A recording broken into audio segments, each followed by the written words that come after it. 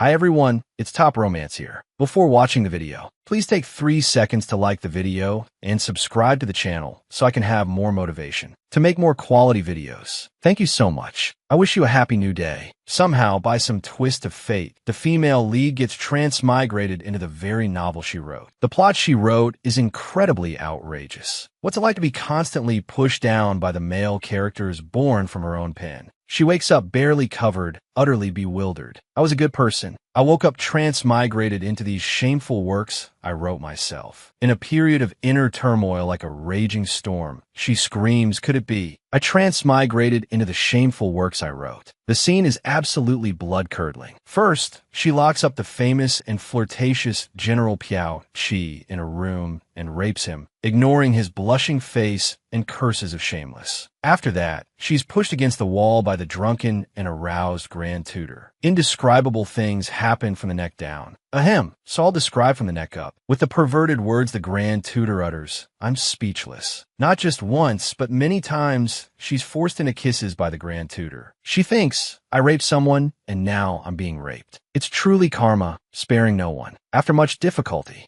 she finally gets a moment's rest, but then appears a guy who loves to flirt, wanting to marry into the Prime Minister's residence to continue our family line. Oh, great goddess, I'm so uncomfortable. Save me. Honestly, seeing this scene, not just her, but anyone would have a nosebleed. Oh my God, I'm not okay. With this much stimulation, I swear I'll jump out of my chest. But thinking it over, wait a minute, male beauty is just a distraction. Don't try to seduce me. You all want to kill me. All her obscene acts are countered by the 3 men. Miss Sue, your bad habits haven't changed. The innocent men you've assaulted could circle the earth 3 times. Stop playing with men. Go to hell and repent. The sins she committed must be paid for. The torture inflicted on her is too bloody, unsuitable for children, and will be censored. In the end, the female lead dissolves into a pool of red. Author's warning, the content is too gory. Details will not be provided here. She curls up like a potato. It seems these guys really hold a grudge against me. A mix of chaotic emotions, confusion, vulnerability, helplessness in the face of the situation. How can I accept such a tragic ending? To change the chaotic harem, to change the ending of dying from a sexually transmitted disease, I decide to rectify the harem. She slaps her face to regain her composure. She tells herself, come on, I can't. Now is not the time to be obsessed with beauty. The images of those 3 men dance and cheer in her head. Miss Sue, keep going. Miss Sue, keep going. Miss Sue, keep going. So annoying. She thinks angrily. Just you wait and see. I don't care if you're a general,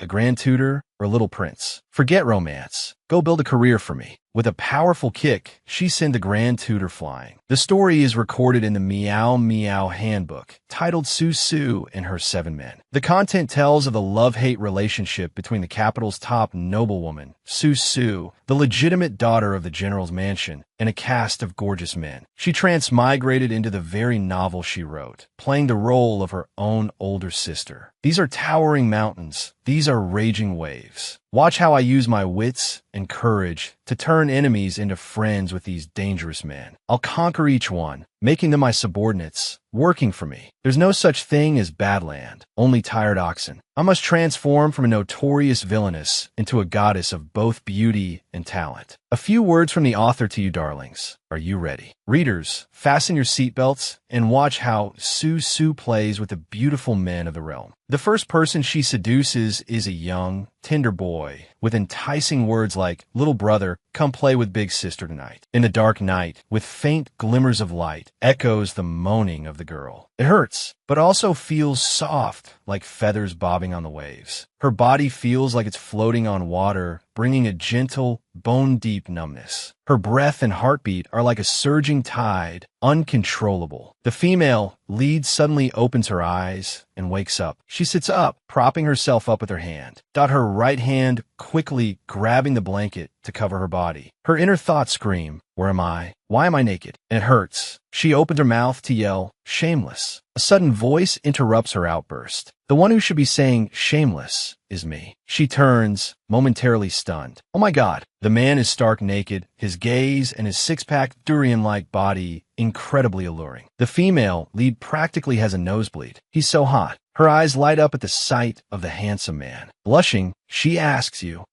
who are you? The man angrily retorts, Miss Sue, what trick are you playing now? You do such shameless things to me and then pretend to have amnesia. Her subconscious suddenly reminds her, wait a minute, this dialogue sounds familiar. She points at the man in terror and shouts, Yi Jing. You're the Imperial Guard commander, Yi Jing. Having his name suddenly emphasized like that makes him feel humiliated. He asks suspiciously, so what if I am? If Miss Sue has had enough fun, can you let me go? She's petrified by the situation, internally screaming, oh my God. Allow me a minute to briefly introduce the book titled Sue Sue and Her 7 Men. This is Sue Sue's precious puberty material. I've transmigrated into the trashy novel Sue Sue and Her 7 Men that I wrote years ago. The story revolves around the female protagonist, the owner of this body, who is the daughter of Prime Minister Su Zhongjing, the most powerful man in the Qin Kingdom. Su Su is someone above everyone else. Back in my younger, more foolish days, I flipped through the dictionary, using every adjective for beauty from ancient times to the present, every 4-character idiom, to describe the female lead. I described her as breathtakingly beautiful, her face like a flower, her fragrance captivating. But it couldn't hide the fact that she's a despicable person. In the novel, this wicked woman wreaks havoc, relying on her powerful family to trample all over beautiful men. The character setting is promiscuous and flirtatious. Every man she encounters is devoured. The Imperial Guard commander, the Grand Tutor, the Divine Doctor, the hostage from the neighboring country, the Emperor, the assassin, the 3 princes, they all become her subordinates. In short, as long as someone is handsome, she'll stop at nothing to get them. For example, this Imperial Guard commander Yi, because of his arrogant personality and refusal to pay attention to the female lead, ended up being drugged by martial arts experts she hired and then raped. Su Su didn't really want to do that, but it was just youthful impulsiveness.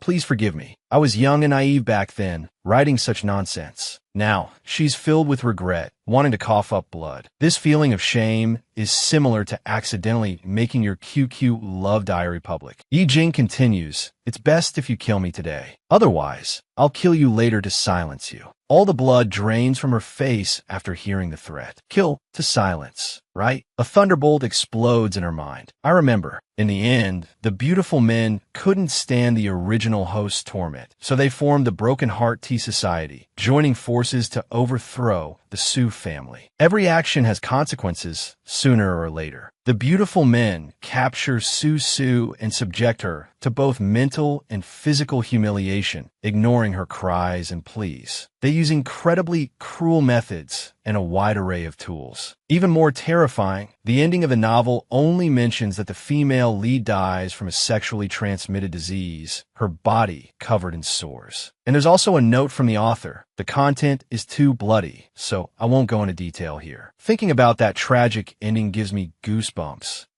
Venereal disease. Sores. Help. If I'd known it would be like this, I should have written an academic paper instead. She hurriedly gets up, about to run away. No, I can't follow the plot of the novel. I have to find a way to save myself. I need to get out of here first. Suddenly, she slips and falls, landing on Yi Jing's body. Accidentally. Her heels collide with his planes. This unintentional contact makes him furious. His face darkens. What's this, Miss Sue? Want another round? She coldly throws a pillow at him. No need. Thud. She puts on her clothes and calls out to the servants. Someone. Come here quickly. They quickly arrive. After a few seconds, one with a powdered face and a slightly strange, cheerful expression says, Miss Sue, did you have a good time last night? She gapes, startled. What's with this expression? This isn't a brothel, and I'm not someone who does that kind of thing. The man with glossy lips says, what's wrong? Did he not serve you well? Please wait a moment. I'll teach this clueless fellow a lesson. Su Su is shocked and scolds him loudly. How can you change your face so quickly? Internally, she's screaming, oh my God. Do you want to create even more hatred for me? But she has to throw away her pride and blurt out good,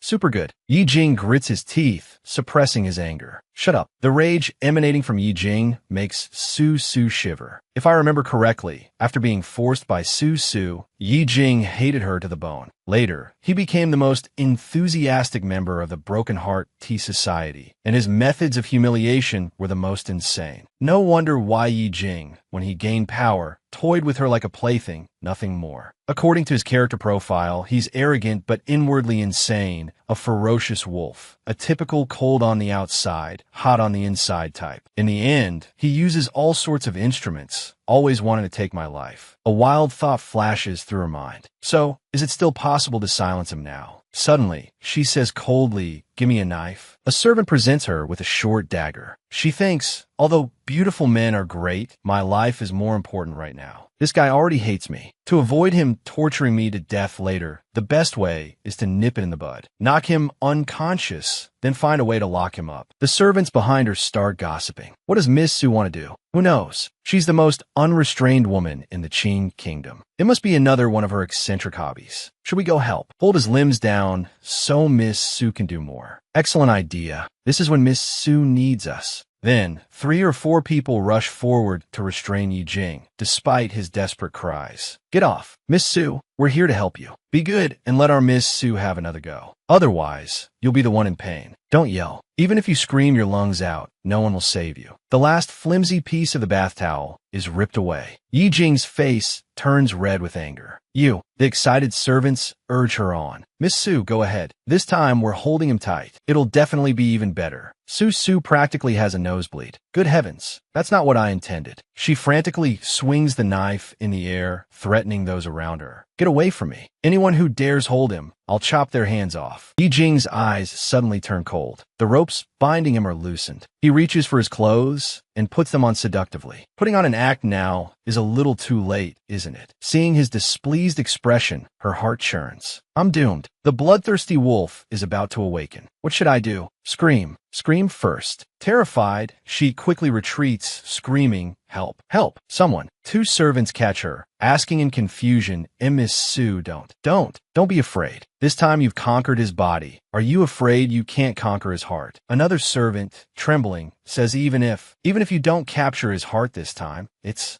okay. At worst, we'll help you catch him again next time so you can conquer him a few more times. She explodes in a mixture of horror and anger. How many times do I have to say it? I don't have the slightest interest in him. And also, right now, you should be holding him back. Why are you holding me? She pauses for about 2 seconds, looking at Yijing from behind. Su can't help but sigh inwardly, but Yijing is really hot. He deserves to be the most handsome male lead in the story. She stares, mesmerized, completely forgetting everything else. Her gaze inadvertently lands on his firm chest. Naked, it's tempting. Clothed, it's alluring. His body seems to exude a masculine scent, captivating anyone who looks at him. Every gesture, every glance is attractive. Despite his cold exterior, he looks incredibly seductive. Su has a headache, not knowing what to do. No wonder the original Su disregarded her reputation and just wanted to have him. She had all the fun. It's only me, the unfortunate author, who has to transmigrate and clean up her mess. She's truly furious, wanting to strangle the original Su and give her a piece of her mind. Looks can be deceiving. She snaps back to reality, slapping her own face and encouraging herself. Come on, now's not the time to be obsessed with beauty. Isn't he just a piece of meat, albeit a rather good-looking one? Moreover, he's a piece of meat that constantly wants to kill me. I don't want to give up from the start. From now on, I must strive to improve the relationship between us. She starts acting friendly, trying to appease him.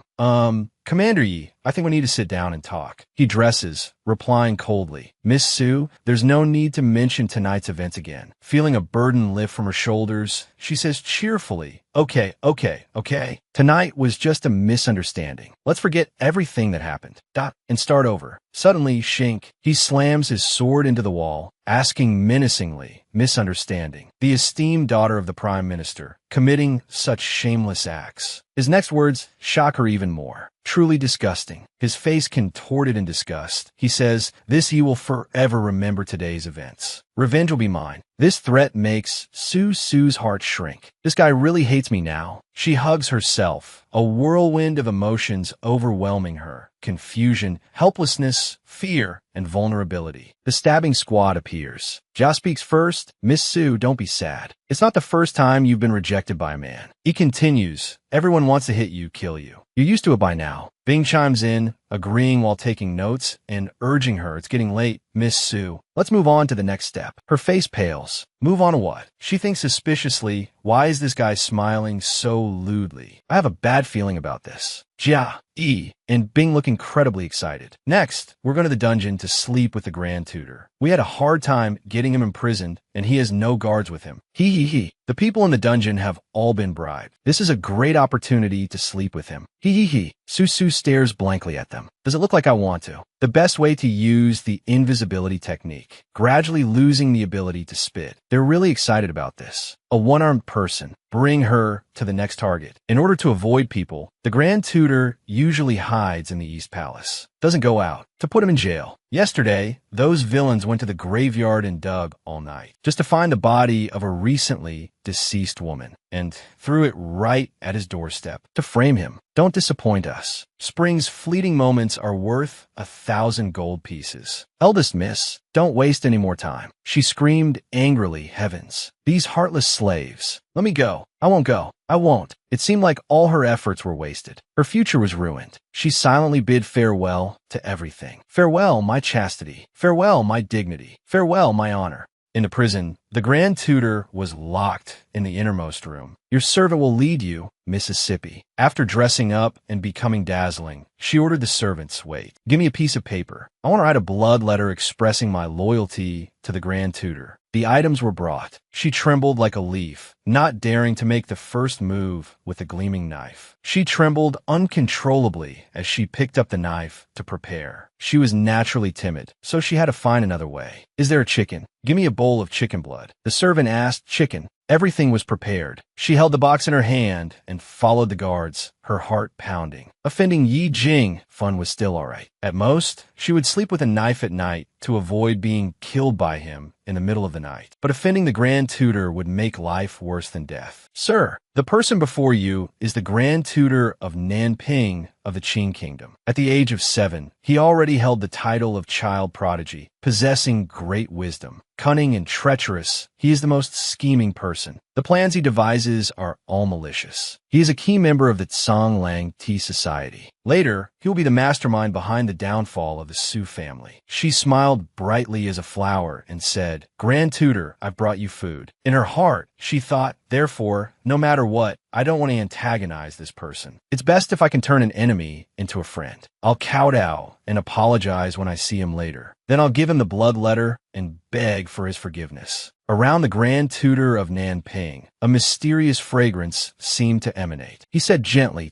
I didn't expect Miss Sue to dare to make a move against me. She completely collapsed. Oh my God, he's so handsome. He's my type. Does he have to be this handsome? I'm going crazy. So attractive. I really want to put him in my pocket and take him home. Wow. Mom, I'm sorry. She couldn't control herself. A thought suddenly flashed through her mind. Should I just sleep with him? An 18-plus scene, suitable for children, appeared in her mind. She imagined herself sitting on top of Grand Tutor Nanping, saying coquettishly, little brother, play with big sister tonight. Suddenly, water splashed on her face, waking her up. Ouch! Smoke billowed from the wooden box. It was an aphrodisiac incense burner. Grand Tutor Nanping raised his wine glass, his sharp eyes seeing through her plan. A glass of passion wine. Your intentions are quite clear, eldest Miss Sue. You're just short of writing, I want a man on your face. Everything was caused by those 3 servants, and they kept encouraging her. Eldest Miss, sleep with him. Eldest Miss, pounce on him. She thought about it and was truly furious with their tricks. What aphrodisiac incense and passion wine. It must be those servants again. Her head was about to explode with anger. But for the sake of face, she tried to endure. Please wait a moment, Grand Tutor. A few minutes later, she dealt with her servants. She bowed obediently. A new horizon seemed to open before him. This was the content of the letter. Letter of repentance and request for the release of Grand Tutor, written by Su, daughter of the Prime Minister and head of the Ministry of Justice. Through investigations, I have discovered that my lax discipline has led to the wrongful imprisonment of the Grand Tutor. I now request the relevant departments to immediately release the Grand Tutor and restore his original official position, treatment, and all privileges. At the same time, compensation should be provided to the Grand Tutor's family and those involved. Compensation, procedural fees, and all financial matters will be borne by the Sue household. Furthermore, I will strictly discipline my servants in the future. Any repeat offenses will be punished. I hope for the support of the relevant departments. Awaiting a reply. Signed, Su. After reading the letter, the Grand Tutor was speechless. Such fluent and clear writing. What an excellent official document. She put on a cunning expression, thinking to herself, back then, I persisted in writing 3 pages of essays every day, diligently cultivating my writing skills so I could fully display my talent in the civil service examination. With this small letter of repentance, I can definitely move the Grand Tutor to become sworn brothers with me. Hey. Grand Tutor Nanping asked suspiciously, did you write this?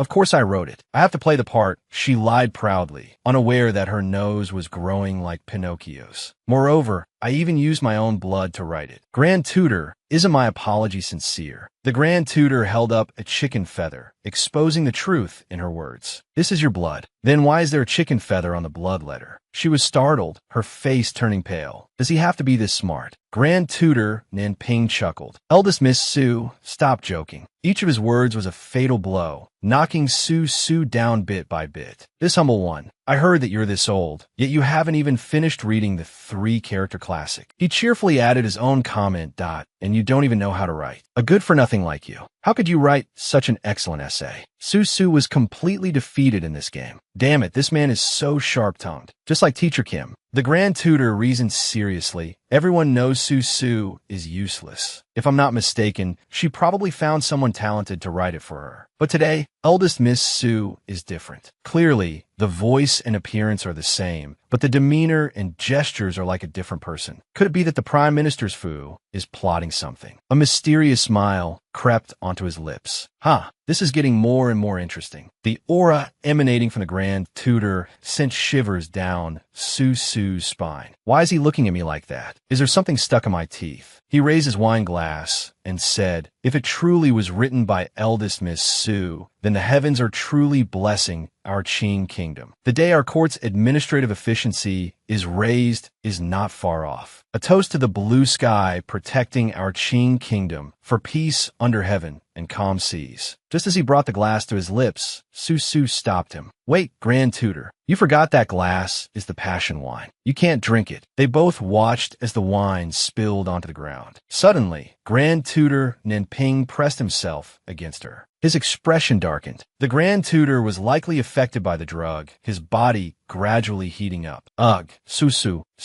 She was frightened, her face covered in dark lines. Grand Tutor, don't forget your character image in the eyes of the readers. You're a man who doesn't need women. You have to control yourself. She shrieked in terror, threatening, I am warning you. I have someone protecting me. Just try touching me. Without letting her say more, the Grand Tutor sealed her lips with a kiss. He parted her lips and said, I've touched you. Not just once, but many more times. She lay motionless in his arms, a bad premonition rising within her. This isn't good. Something bad will happen if this continues. I'm sorry, Grand Tutor. If you become impotent because of this kick later, I will definitely have my son acknowledge you as his godfather. She took a deep breath, then unleashed a devastating kick to his groin. The Grand Tutor's probably going on a long trip after this. It was a beautiful day. The city bustled with people. Suddenly, an unsightly person holding a warning sign started shouting in the crowded streets. It's not good. Eldest Miss Su's carriage is coming. Run. From the elderly to the young, even children, upon hearing the name Eldest Miss Su, were instantly terrified. A shadowy figure standing on a rooftop shouted, Don't be afraid, everyone. Follow my instructions. This small man was Wang Hoxiong, the Vice Minister of Revenue. He was leading the people. Families with sons under 12 flee east and hide in the cellars. Parents frantically carried their children in all directions. This is our only son. 8 generations of single heirs. We can't let eldest Miss Su take him. Stay away from eldest Miss Su, starting with the babies. Wang Hoxiong waved a flag while giving orders. Young men aged 12 to 40, regardless of appearance, cross the river to the west and take refuge in the mountain caves. Young men began bidding farewell to their mothers and boarding boats. Some cried and waved goodbye to their wives. My wife, wait for me. I'll be back after hiding for a while. Don't go looking for old man Wang next door. Some screamed in fear. I'd rather undergo gender reassignment surgery than be defiled by eldest Miss Su. Others thought confidently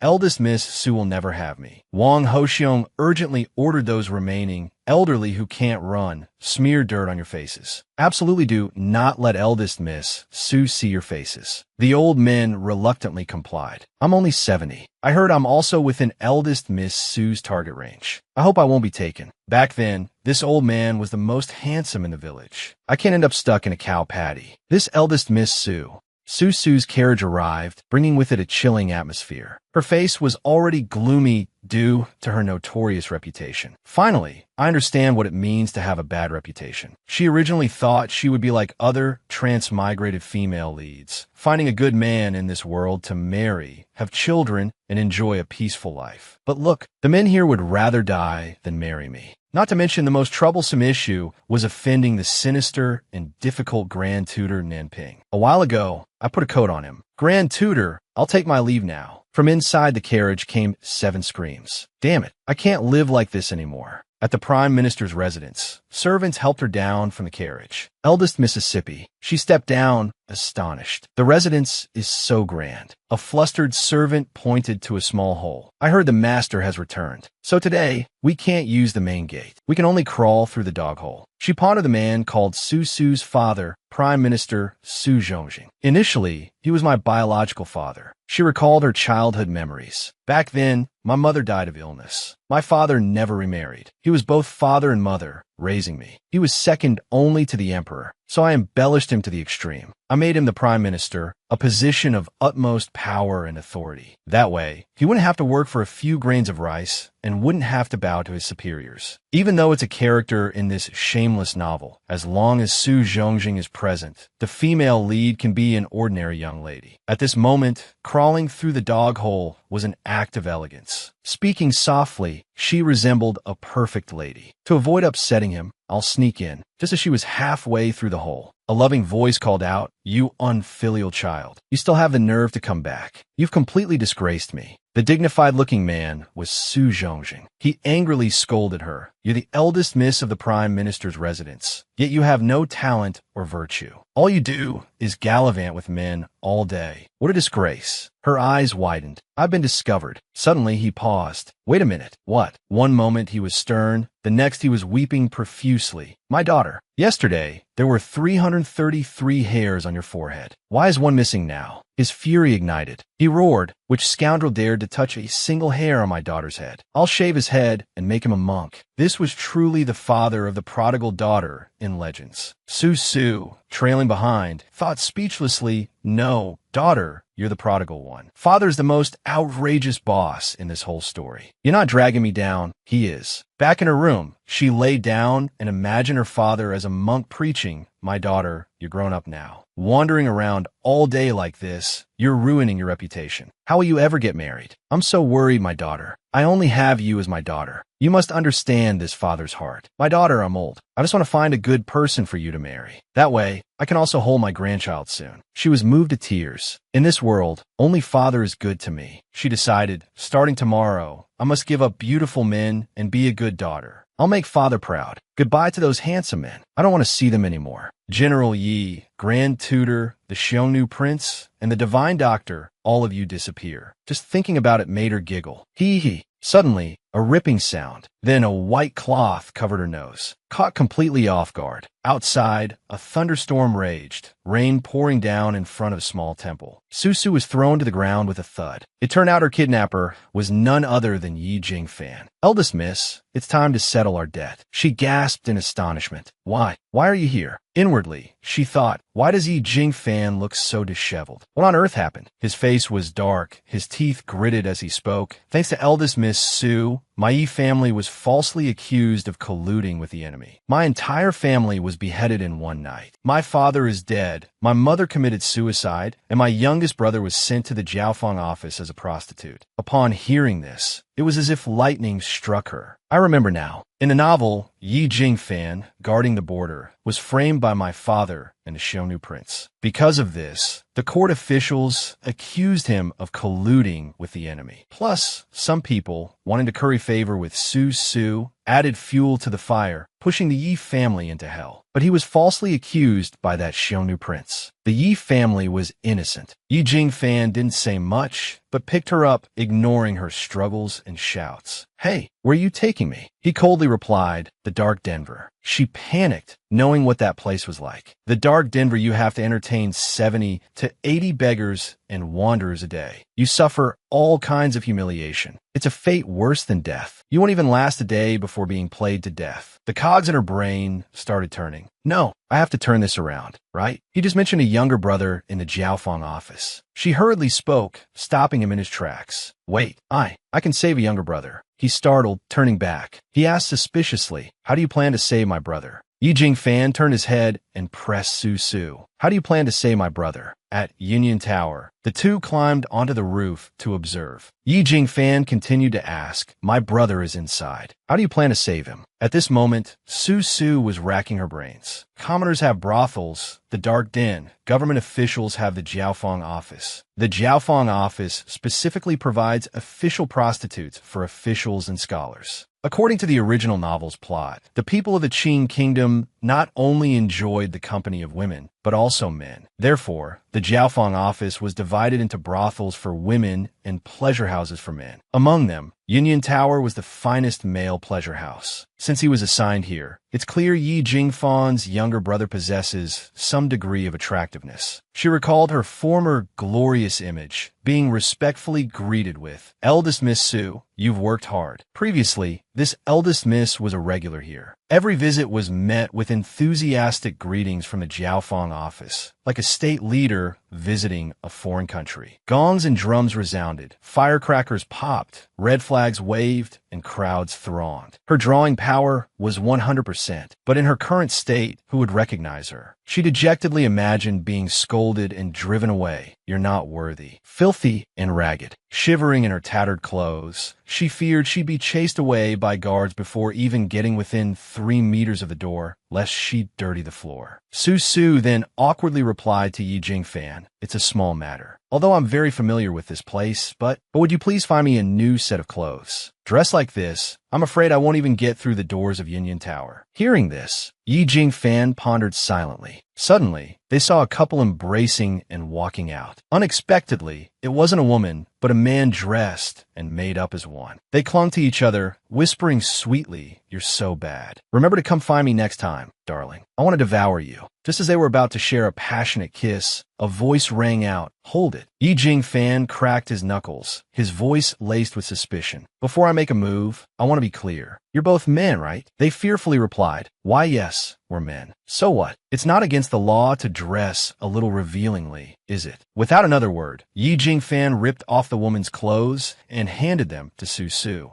Oh my God. Su Su accepted the clothes, speechless, stripped right on the spot. He truly is a general. His ability to take action is top-notch. Amazing. Then, they entered Union Tower together. Su Su's curvaceous figure immediately attracted the attention of the men inside. Well, this girl isn't bad. Seeing how unusual the two of them looked, they whispered amongst themselves. "This person doesn't look like she's here for pleasure. She looks more like someone from Baiwa House next door, here to cause trouble. Hee, this will be interesting to watch." Su Su's inner turmoil raged, but she consoled herself. "Calm down, Su Su. Calm down. Face doesn't matter compared to your life." Immediately, the manager led a group of tall, imposing servants out, threatening, "Which bitch is so bold as to steal customers from Union Tower? Get out." Su Su snapped, "Damn it. Open your squinty eyes wide. It's this young lady." The manager then recognized her in horror. "Eldest Miss Su, what wind blew you here? Cut the crap. Today, I'm here to support the young master of the Yi family. Where is he? Take me to him." Su Su suddenly felt awkward. The young master of the Yi family, Yi Jingfan's younger brother, is cannon fodder in the novel, so I've forgotten his name and what he looks like. I'm such a heartless author. The forgotten younger brother of the male lead must be feeling quite sad right now. I have no heart, but he's the closest person to Yi Jingfan. After the Yi family was annihilated, he was sent to the Jiaofeng office and committed suicide by biting his tongue on the night he was to entertain guests. His death made the relationship between me and Yi Jingfan irreparable. After he died, Yi Jingfan hated me. I cried and knelt before Yi Li's memorial tablet, begging Yi Jingfan for forgiveness. So, I'm not just saving him, I'm saving myself. At this moment, the manager awkwardly refused. Well, this is a bit difficult. You see, Princess Mutant has had her eye on young Master Yi for a long time. Before the Yi family's assets were seized, she told us she wanted to buy the young master's first time. So immediately exploded. What kind of joke is this? Before the Yi family's assets were seized, young master Yi wasn't even yours. How could Princess Mutant? Suddenly, Sheath understood. Being able to reserve their young master before the Yi family's assets were seized meant only one thing was possible. Princess Mutant was the mastermind behind the Yi family's downfall. At this moment, Yi Jingfan's face darkened with hatred as he pondered. Su finally found the truth. So that's how it is. Few would dare to provoke the Yi family just to curry favor with me. But if it was Princess Mutant, that's a different story. She's the Emperor's only sister, the esteemed princess of Mutant City. She controls everything, wielding absolute power. Punishing the Yi family would be as easy as crushing an ant. A woman at the center of power. A version of Princess Taiping. Su angrily pinched the manager's ear. I insist on seeing Yi Luan. I don't care. I want to see young Master Yi right now. Immediately. This instant. What about Princess Taiping? Even if Princess Taiping's mother, Wu Zetian, were here, I'd still confront her. The helpless manager then led her to a room called Suju Luan. Eldest Miss, Yi Luan is inside, he said fearfully. But this newcomer hasn't been properly trained yet. If he offends eldest Miss Su later, will be guilty of a grave offense. It's fine, you can leave. I enjoy corrupting innocent youths. If they're well trained, I'm not interested. Such unique taste indeed. She muttered to herself, a little exasperated. Yidin, looks like their father really loved nature. Both his children's names are green plants. Stop. What am I thinking? Saving a life is more important. She shook her head, regained her composure, and entered the room. She forced a cheerful smile. Ahem, Yi Luan, right? I'm here to save you. Pulling back the silk curtain, she gasped in surprise. Yi Luan was naked, with only a piece of cloth covering his lower body. Su was stunned. Their appearances being similar is one thing, but why are both brothers in trances the same? Let me untie you. How do I untie this? What do I do? Oh my God, the more I untie, the more wrong it seems. She ended up wrapping him up even more. Suddenly, Su leaned closer. He softly said, wait a moment, I'll get you out right away, causing him to blush, a flutter of emotion rising within him. She's come to save me. She's a goddess. His heart pounded, captivated by Su's beauty. Finally, Su managed to untie him. All right, get dressed quickly. I'll take you out. Su extended her hand, and Yi Luan placed his hand on hers. Just as she was about to pull him up, Yi Jingfan burst through the door, knocking Su aside. She yelled in frustration. Damn it. He rushed to his brother, his voice filled with concern. Are you all right? He gently embraced his brother's waist. What a wonderful scene is this. Witnessing this, Su drooled, her eyes sparkling. The frail younger brother. I'm all right. I made brother worry. My Fujoshi heart is awakening. Su's nose started to bleed as she watched. Suddenly, she remembered something. This isn't the time for fantasies. While they're having their brotherly moment, I need to escape. Su tiptoed away. You don't see me. But she was immediately caught by Yi Jingfan, who fearfully questioned her. Where are you going? Su felt helpless and wanted to cry. Oh my God. Yi Luan quickly spoke up for her. Brother, don't be so disrespectful to Miss Su. He thought to himself, there's nowhere to go right now. If we want to quell this rebellion, we need to find a safe place to discuss this further. Yi Jingfan immediately gave Su a death glare, making her tremble with fear. She had a bad feeling. She then reluctantly said, fine, come home with me. Hearing her voice, a group of servants ran out, crying and wailing. Oh my God, Mississippi, you're finally back. If you hadn't returned, we would have jumped into the well. Yi Jingfan and Luan were taken aback by this scene. Su, feeling embarrassed, glanced at them. The servants followed her gaze and saw the two handsome men. Ooh, aesthetically pleasing. Looks like eldest miss has had quite a harvest today. They exclaimed excitedly. Servants, congratulations. Eldest Mississippi, congratulations on your two new favorites. From now on, we're all brothers and sisters, serving eldest miss wholeheartedly, helping the Su family flourish. Su snapped, exasperated. They're not. She cried out in frustration, hinting with her eyes for them to understand. These are bad guys. Throw them out. But they didn't understand. Should we let them stay in the same room? It's getting late. Eldest miss, please rest early. They looked delighted, even making an okay sign with their hands. We understand. We won't disturb you anymore. Goodbye. You don't understand anything at all. Su cried out in frustration. You've got it all wrong. Suddenly, a sword was held to her neck. Yi Jingfan questioned, what do you want to tell them? Immediately, Yelin embranget her, loyally defending her. Brother, don't do this. Don't hurt Miss Su. Yi Jingfan said angrily, if it weren't for her, would our Yi family have fallen to this state? Luan softly said to him, brother, think about it. Was it really Miss Su's fault? Yi Jingfan thought carefully, crossing the bridge and then burning it. If it weren't for the emperor's permission, how could Princess Mutin's single accusation cause all the officials to attack us? The one who wanted the Yi family dead was the current emperor. Finally, Yi Jingfan understood. In this world, I'm a hero, guarding the border like Yu Fei. But emperors of all dynasties are wary, especially of officials with great merit. Even in this fictional world, things are constantly changing. Deception, political struggles. Winners become kings, losers become bandits. Those involved feel the chilling wind and the thorns in their backs. And I'm the prime minister's daughter, at the center of the power struggle. I'll encounter many uncontrollable things in the future. I need to be more careful. At this moment, Su was sitting alone in the garden. The wind howled, making her sneeze repeatedly. Suddenly, a hand placed a cloak around her. It turned out to be that Yi Luan. Miss Su, thank you for saving us, brothers. She smiled brightly and replied, you're welcome. Saving Yi Luan was the best decision of my life. She looked at him happily. If I hadn't saved him, the truth would have been buried. What's the point of being the author if I don't even know the story? The king wants his subject dead. The subject cannot but die. I've never written about power struggles before. I can only write cheesy romances and smut. Now that the truth about the Yi family's destruction has been revealed, Yi Jingfan won't join the alliance against me. Now I have someone smart by my side. Suddenly, Yi Luan spoke. You really like my brother, don't you?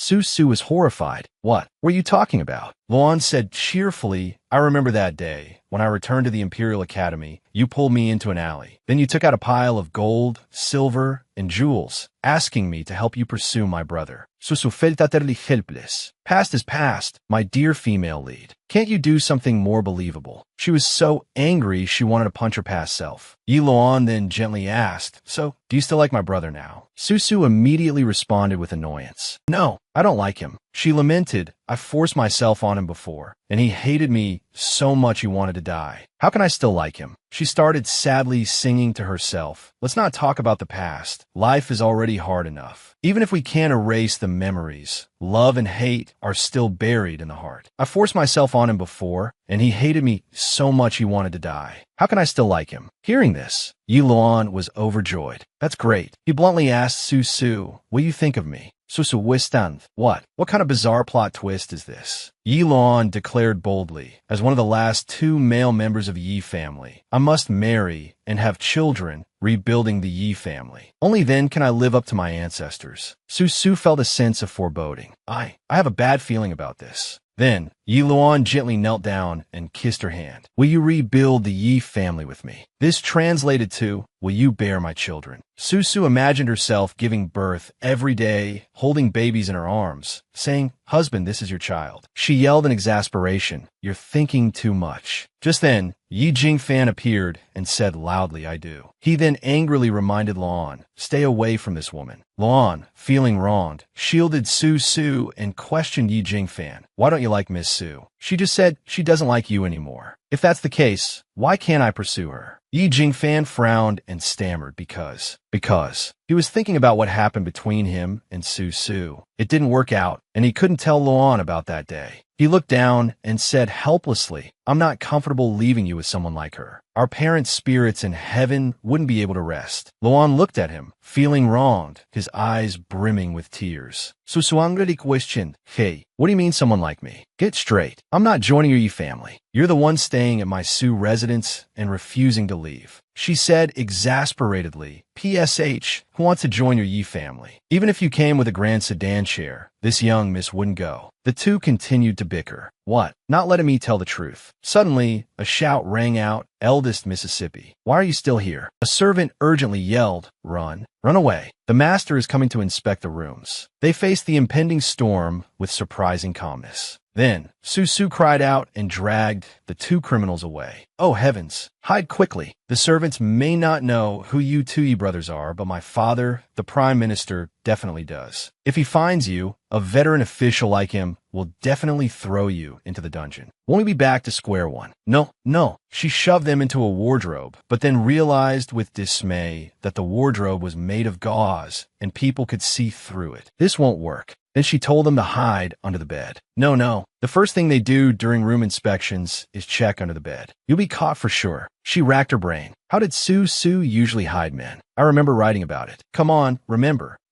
Finally, she remembered. I remember. She walked towards a large portrait hanging on the wall. She touched the eye in the portrait, and a door suddenly swung open. Su urged them, quick, hide inside. Luan praised her cheerfully, as expected of Miss Su, so thoughtful. Not only did you save us, but you also prepared a hiding place. Yi Jingfan immediately retorted, you're thinking too much. This is probably where Miss Su hides her secret stash. It's probably full of erotic books. Right after he said that, a furious voice rang out, Su. Her father roared angrily. Someone told me you brought two men back to the residence in the middle of the night. Su knelt down in fear, pleading, Father, please forgive me. Let me explain. Her father looked at her in shock. Her pink robe and green undergarments were disheveled, revealing her arms and thighs. It was the attire of a courtesan. Such indecent attire. Shameless. He was about to die from anger. He yelled furiously, you're dressed like this, and you still want to explain? I usually spoil you, but this time you brought men home. It seems I have to use family discipline. Otherwise, you'll never learn your lesson. Someone, enforce family discipline. Take the young miss to the ancestral hall and give her 30 lashes. Su teared up, feeling wronged. Father, I'm truly innocent. It's all that bastard Yi Jingfan's fault. He made me wear these clothes. You wouldn't really hit me, would you? 30 lashes. I'll die. He yelled angrily. Nonsense. Did someone force you to wear this? Su lamented. It's true. The culprit who forced me to wear this is Yi Jingfan. What a disgrace to the family. I usually overlook your mischief, but now you dare to bring men home and lie to me. Today, you will receive 30 lashes. Hearing this, Yi Jingfan frowned thoughtfully. Someone, take the eldest miss away. He ordered. Wait, please stop, Minister Su. Yi Jingfan stepped forward. Su turned around in surprise, seeing him appear. Her father's eyes widened in shock, and he shouted in panic, General Piao Ji, why are you in my daughter's room? Everyone went to the front courtyard, where Minister Su questioned Yi Jingfan. Why are you in my residence? And who is this? Yi Jingfan replied, my younger brother, Yilin. Yi Luan bowed. Greetings, Minister Su. Minister Su glanced at Su and asked, Su, you helped them escape, didn't you? Feeling guilty, Su employed her usual tactics. Tactic 1. Act cute. Father, I can explain. Just listen to me. She thought triumphantly, yes. Finally, I can tell Father about all of Yi Jingfan's evil deeds and get my revenge. It's so great having a prime minister as my father. Father, quickly arrest them. Minister Su sighed helplessly. Tell me, which one do you like? Su was stunned, as if struck by lightning. Father, what are you talking about? What do you mean, what am I talking about? One is a criminal against the court, and the other is his family member. Whoever you save, our family will be confiscated and exterminated. Just tell me honestly, which one do you like? Yi Jingfan and Yi Luan were dumbfounded, listening to their conversation. Father, what are you saying? Don't tell me you want both of them. No. How is that possible? Then who is it for? Su is at a loss. It's because she had to stabilize the situation first. It's him. Yi Jingfan looked thoughtful, while Luan was shyly delighted. Misu. Minister Su stared at Su in surprise, making her tremble. Suddenly, he laughed heartily. Excellent. I'm very satisfied with this son-in-law. Son-in-law. Minister Su asked excitedly, how far along are you two? If there's no problem, you can get married tomorrow. General, once my daughter and your younger brother are married, we'll be family. The Yi family has been loyal for generations. They've encountered a great misfortune this time, and I won't stand idly by. Don't worry, I'll submit a memorial to the emperor and demand justice for you. Hearing this, Yi Jingfan was about to speak, Minister Su, about this matter. But Luan interrupted him. Thank you for your help, Minister Su. I will not disappoint Miss Su. Yi Jingfan frowned, but said nothing. He then pulled Luan away. You fool. Don't let this affect your whole life. I'll find a way to overturn the wrong verdict. Don't get involved. Minister Su was overjoyed, daydreaming. In about 2 months, I'll have a grandchild to hold. Susu exploded in anger. What? Getting married just like that? No. Does anyone care about the feelings of the female lead, like me? Later, Su and her father sat basking in the sun in the garden. Su asked, puzzled, "Father, how do you plan to help them?" She was confused. The plot had changed drastically. In the original story, Minister Su was all about self-preservation, let alone helping the Yi family when they fell from grace. He wouldn't even glance at them. And another thing, in the original ending, the Yi brothers were captured. Moreover, the one who wants to destroy the Yi family is the emperor. Helping the Yi family clear their name is equivalent to opposing the emperor. Why do something so laborious with no benefit? Minister Su replied calmly, "I'm old now. Before, you caused trouble everywhere, offending many people, but I was there to protect you. What about the future? You need a man by your side, someone to rely on." She continued to question, is Yi Luan someone to rely on? He's currently a fugitive, almost sold to a brothel. 5 years in prison. After I clear their names, he won't be a criminal anymore. He then launched into a Tang Sanzang-esque lecture. If he were a 7 out of 10, do you think such a fine young man would be available for you? Even if you lined up from the age of 3, it wouldn't be your turn. Now, your bad reputation precedes you, from wealthy families and powerful clans to poor commoners and riffraff. Every family with a son of suitable age wouldn't dare approach you, afraid you'd propose marriage. Yi Luan is a godsend, a once-in-a-millennium opportunity. Don't let him slip away. She was overwhelmed by his long-winded speech. My ears hurt. Is it too late to fix my father's Tang Sanzang image? Then she reconsidered. Actually, father is right. Before, I was only focused on survival and atonement, not romance. To change the ending of being tortured to death by 7 men, wouldn't it be better to find a partner and escape this chaotic mess? Yi Luan is the first man to treat me kindly in this world. He's handsome, virtuous, and well-educated. The Yi family are military officials. Even the pregnant women in their family can ride horses and shoot arrows. He's a perfect man. Thinking of this, she felt delighted. Seeing her infatuated expression, Minister Su gloated. See, father is right, isn't he? Besides, a man and a woman share in a room, that you have a responsibility towards him, no matter what. Hearing this, she grimaced. What do you mean, a man and a woman? Did you forget Yi Jingfan was there last night too? She blushed, ashamed. I can't bring myself to tell father that I not only saw Yi Jingfan's body, but also slept with him. If I have to take responsibility, it should be with him. Minister Su said nonchalantly, I consider General Yi a talented man, a pillar of the imperial court. Young, capable, brave, resourceful, and utterly loyal. Majestic and imposing. Most importantly, he knows your character. He wouldn't like you even if he thought about it with his toes. He then said with amusement, but Yi Luan is different. Fortunately, he's not worldly and doesn't know your true colors. So, I'll help you trick him into getting on the pirate ship. By then, it'll be too late for him to regret it. He sat there smugly, tying a rope around a rabbit, symbolizing the pirate ship. Susuwisik suspiratif. Father, please maintain your veteran official image. In short, after the marriage, Yi Luan will be your husband. You must abide by moral standards and stop causing trouble. Otherwise, I won't spare you. After saying this, he pondered for a moment and left. This is a major life event for you. Can't you give me some time to consider? She sighed. Suddenly, someone appeared. Su wondered, who's there? With a thud, Yi Jingfan knelt down. He propped his hands on the chair she was sitting on. Seeing him, she was horrified. Yi Jingfan, what are you doing? He suddenly moved closer, embracing her and threatening, no, I won't allow you and my brother to be together. Looking at Su, he said, Yi Luan is my only living relative. I won't allow someone like you to harm him. Hearing this, Su thought, someone like me. Ye Jingfan grabit hersash, tireatening her. You'd better discuss breaking off the engagement with Minister Su. He's right, Yi Jingfan thought. I'm doing this for Luana's own good. I can't entrust him to Su. Su's face darkened. Breaking off the engagement. She trembled. So, Yi Jingfan truly hates me. Even though I risked my life to save him and his brother, I'm nothing to him. The volcano is about to erupt. Then she scoffed inwardly. What was I expecting? Someone like me,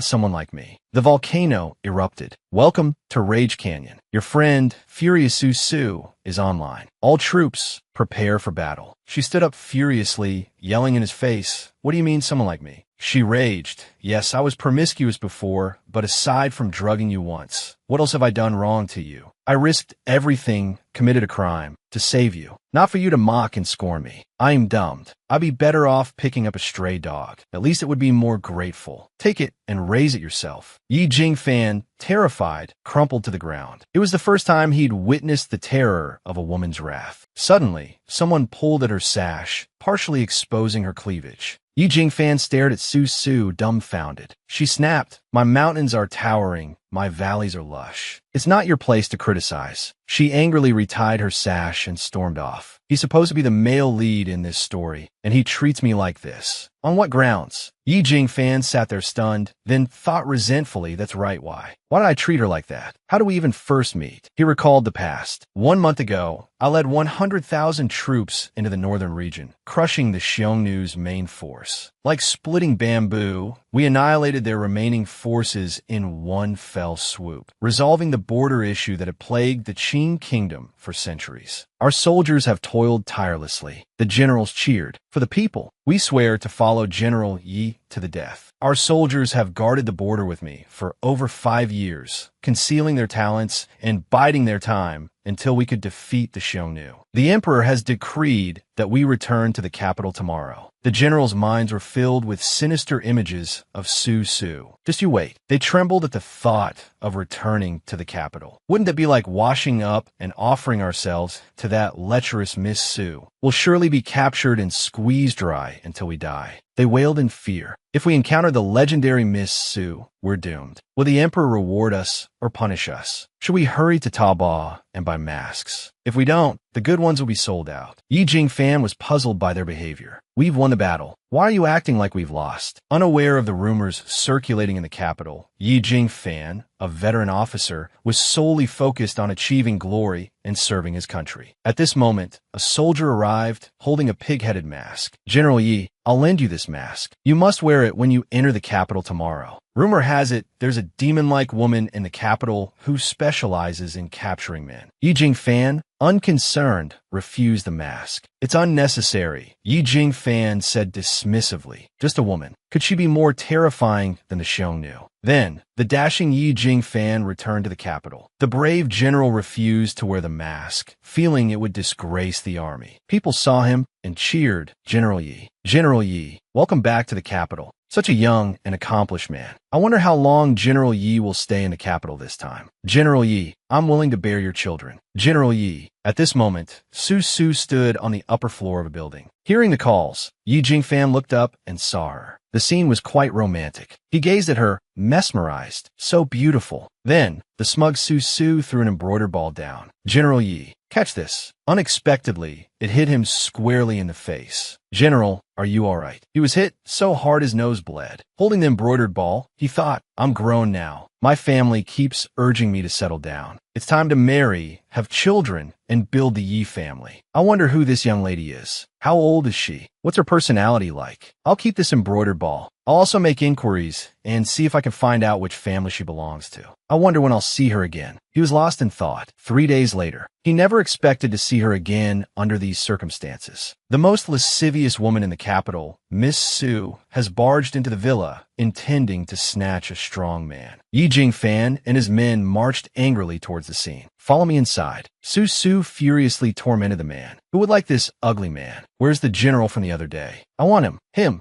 Bring him to me." Witnessing this scene, Yi Jingfan was astonished. "It's her." He immediately shouted, "Stop. Delighted. So you're here. I finally found you." At this moment, Yi Jingfan felt a wave of helpless despair. First impressions are everything. Su Su leaned against him seductively. "Come home with me. I guarantee you'll experience true bliss." But some people's imaginations. He had envisioned her as a gentle, refined, and elegant lady. "General Yi, I only wish your heart were like mine. I would never betray your affections." But the reality was harsh. She was aggressive and domineering. "Ye Ving Fan, strip him and throw him on the bed for me. Now." This shattered Yi Jingfan's youthful heart. Causing him such pain, he felt like coughing up blood. He lamented, "It would have been better to never have met." Yi Jingfan dodged Su Su's hand and said coldly, "Young lady, please behave yourself." He then ordered his subordinates, "Take these people away and handle this properly." His subordinates quickly replied, "Yes, sir." "Save me," they thought, not caring what she said, only wanting to escape quickly. Seeing him ignore her, Su Su became enraged. "Taking my people and trying to run. Think again." She touched Yi Jingfan's chin teasingly. "Why don't you take his place, General?" Yi Jingfan frowned and remained silent. A moment later, he suddenly snapped back to his senses and looked at Su Su. "There's a love potion on her." Careless. His vision darkened. "I didn't realize she was such a cunning woman. Our first intimate contact, in a strange room, on a strange bed, I reacted instinctively, driven by primal urges. Her sleeping face is so beautiful, yet I just want to push her away. I don't want to admit it, but that's the truth. My initial feelings for her have been tainted, but I will never speak of this. I'll take this secret to my grave. This Su Su, she looks so beautiful, but inside she's cunning. I made one misstep, and now I'll regret it forever. I absolutely cannot let her tame my younger brother." Ye Vingfan Lukit at Su Sutov. A jade exterior, rotten inside. The universe's #1 romance scammer. He had come to a realization. After he clarified his feelings and thoughts, Su Su felt a chill run down her spine because of Yi Jingfan's intense, meditative gaze fixed on her. "What are you looking at me for?" After thinking everything through, Yi Jingfan said coldly, "In short, I will not let Luo Ying marry you. The relationship between the three of us is just a transaction. You just stay put, and then I'll let you go."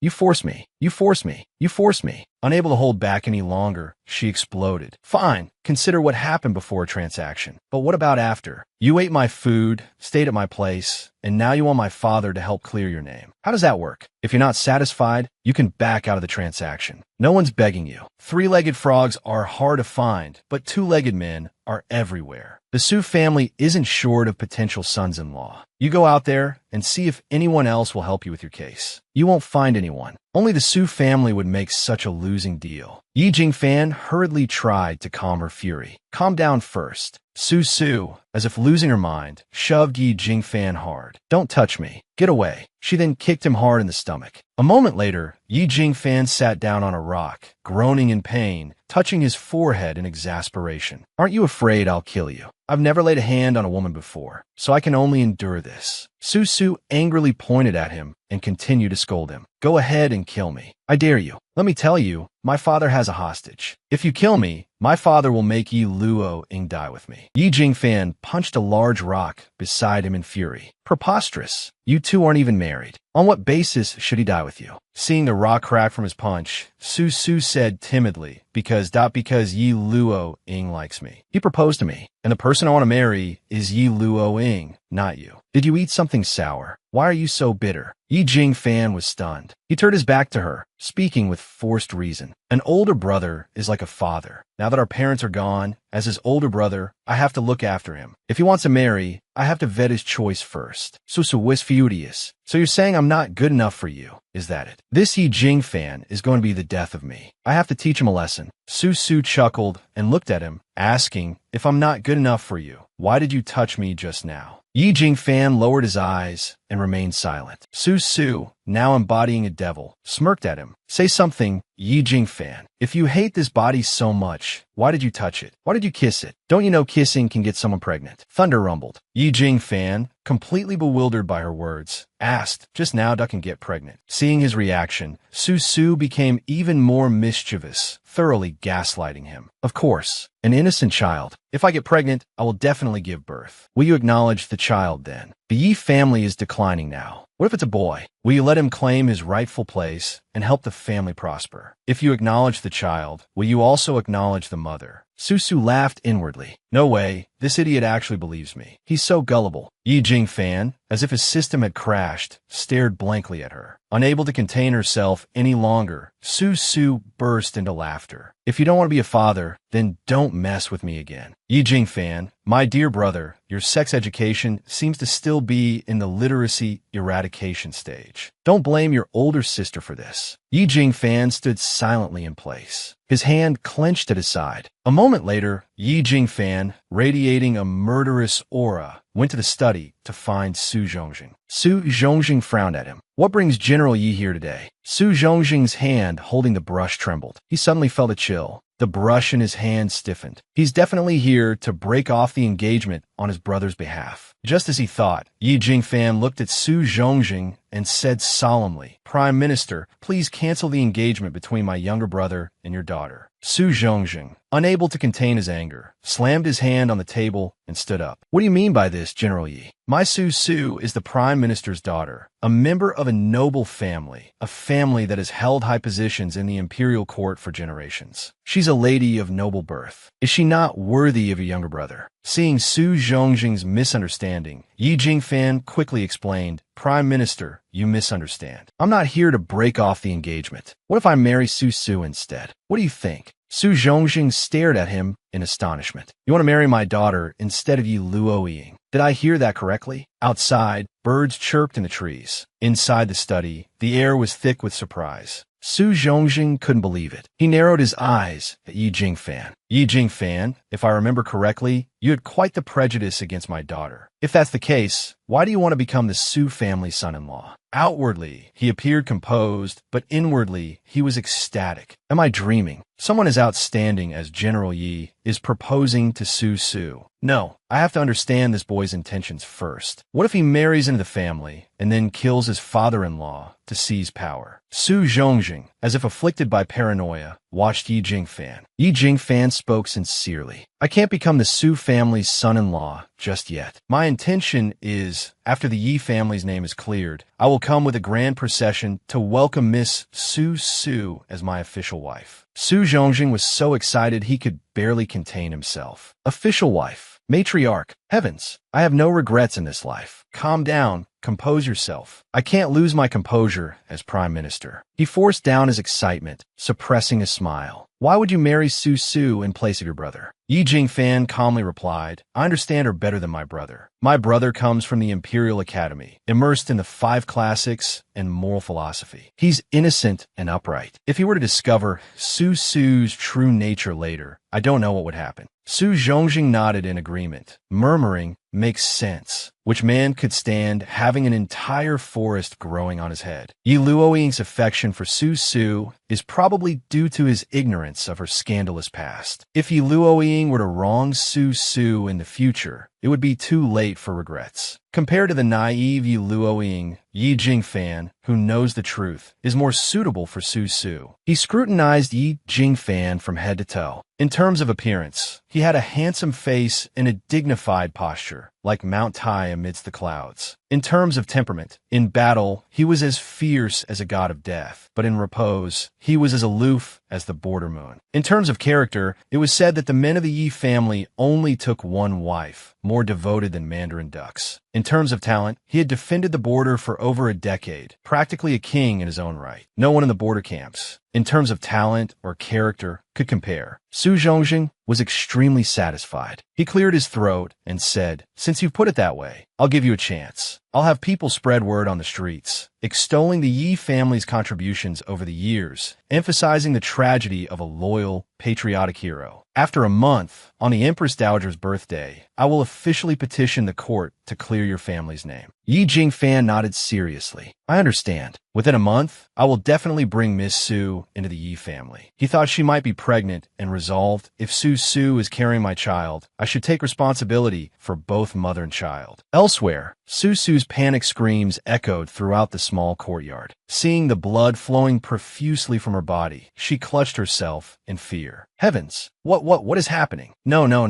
way. I'm not really having a miscarriage, am I? Su was terrified, her face pale, cold sweat dripping down her face. The original host's menstrual cycle was so irregular, and she didn't even know about contraception. Or maybe it's just ending early. Am I going to die from a sexually transmitted disease? Just then, Su's head maid, Qiao Tao, approached her with a smile. Miss, your monthly period is right on time. Su, still frightened, asked in a small voice, huh? Is that what it is? Seeing her ignorance, Chow Tao playfully punched her arm. Yes, it's your period. It's here to report to you on time. Su breathed a sigh of relief. Thank goodness, it's just my period. I thought I was dying. She sprawled on the bed, exhausted and listless. Chow Tao, it's not just my period. I'm also dizzy and nauseous. Quickly, call a doctor for me. She thought to herself, I must have caught a cold. It's all Yi Jingfan's fault. Kidnapping me in the middle of the night, forcing me to wear those paper-thin clothes, and dragging me around. If it weren't for him, I wouldn't be sick like this. Chow Tao, misunderstanding her, sighed. My dear miss, I know you want to see the divine physician and use this opportunity to sleep with him, but you don't need to torture yourself half to death to see him. Su's face turned purple with shock. Do I look half dead? Then hurry up. Whether he's the divine physician, the heavenly physician, or even a super scion, bring him here. I remember the original story said the divine physician is also a key member of the Tea Society. He's a master of both medicine and poison, capable of torturing someone to death without consequence. Chow Tao hurriedly helped Su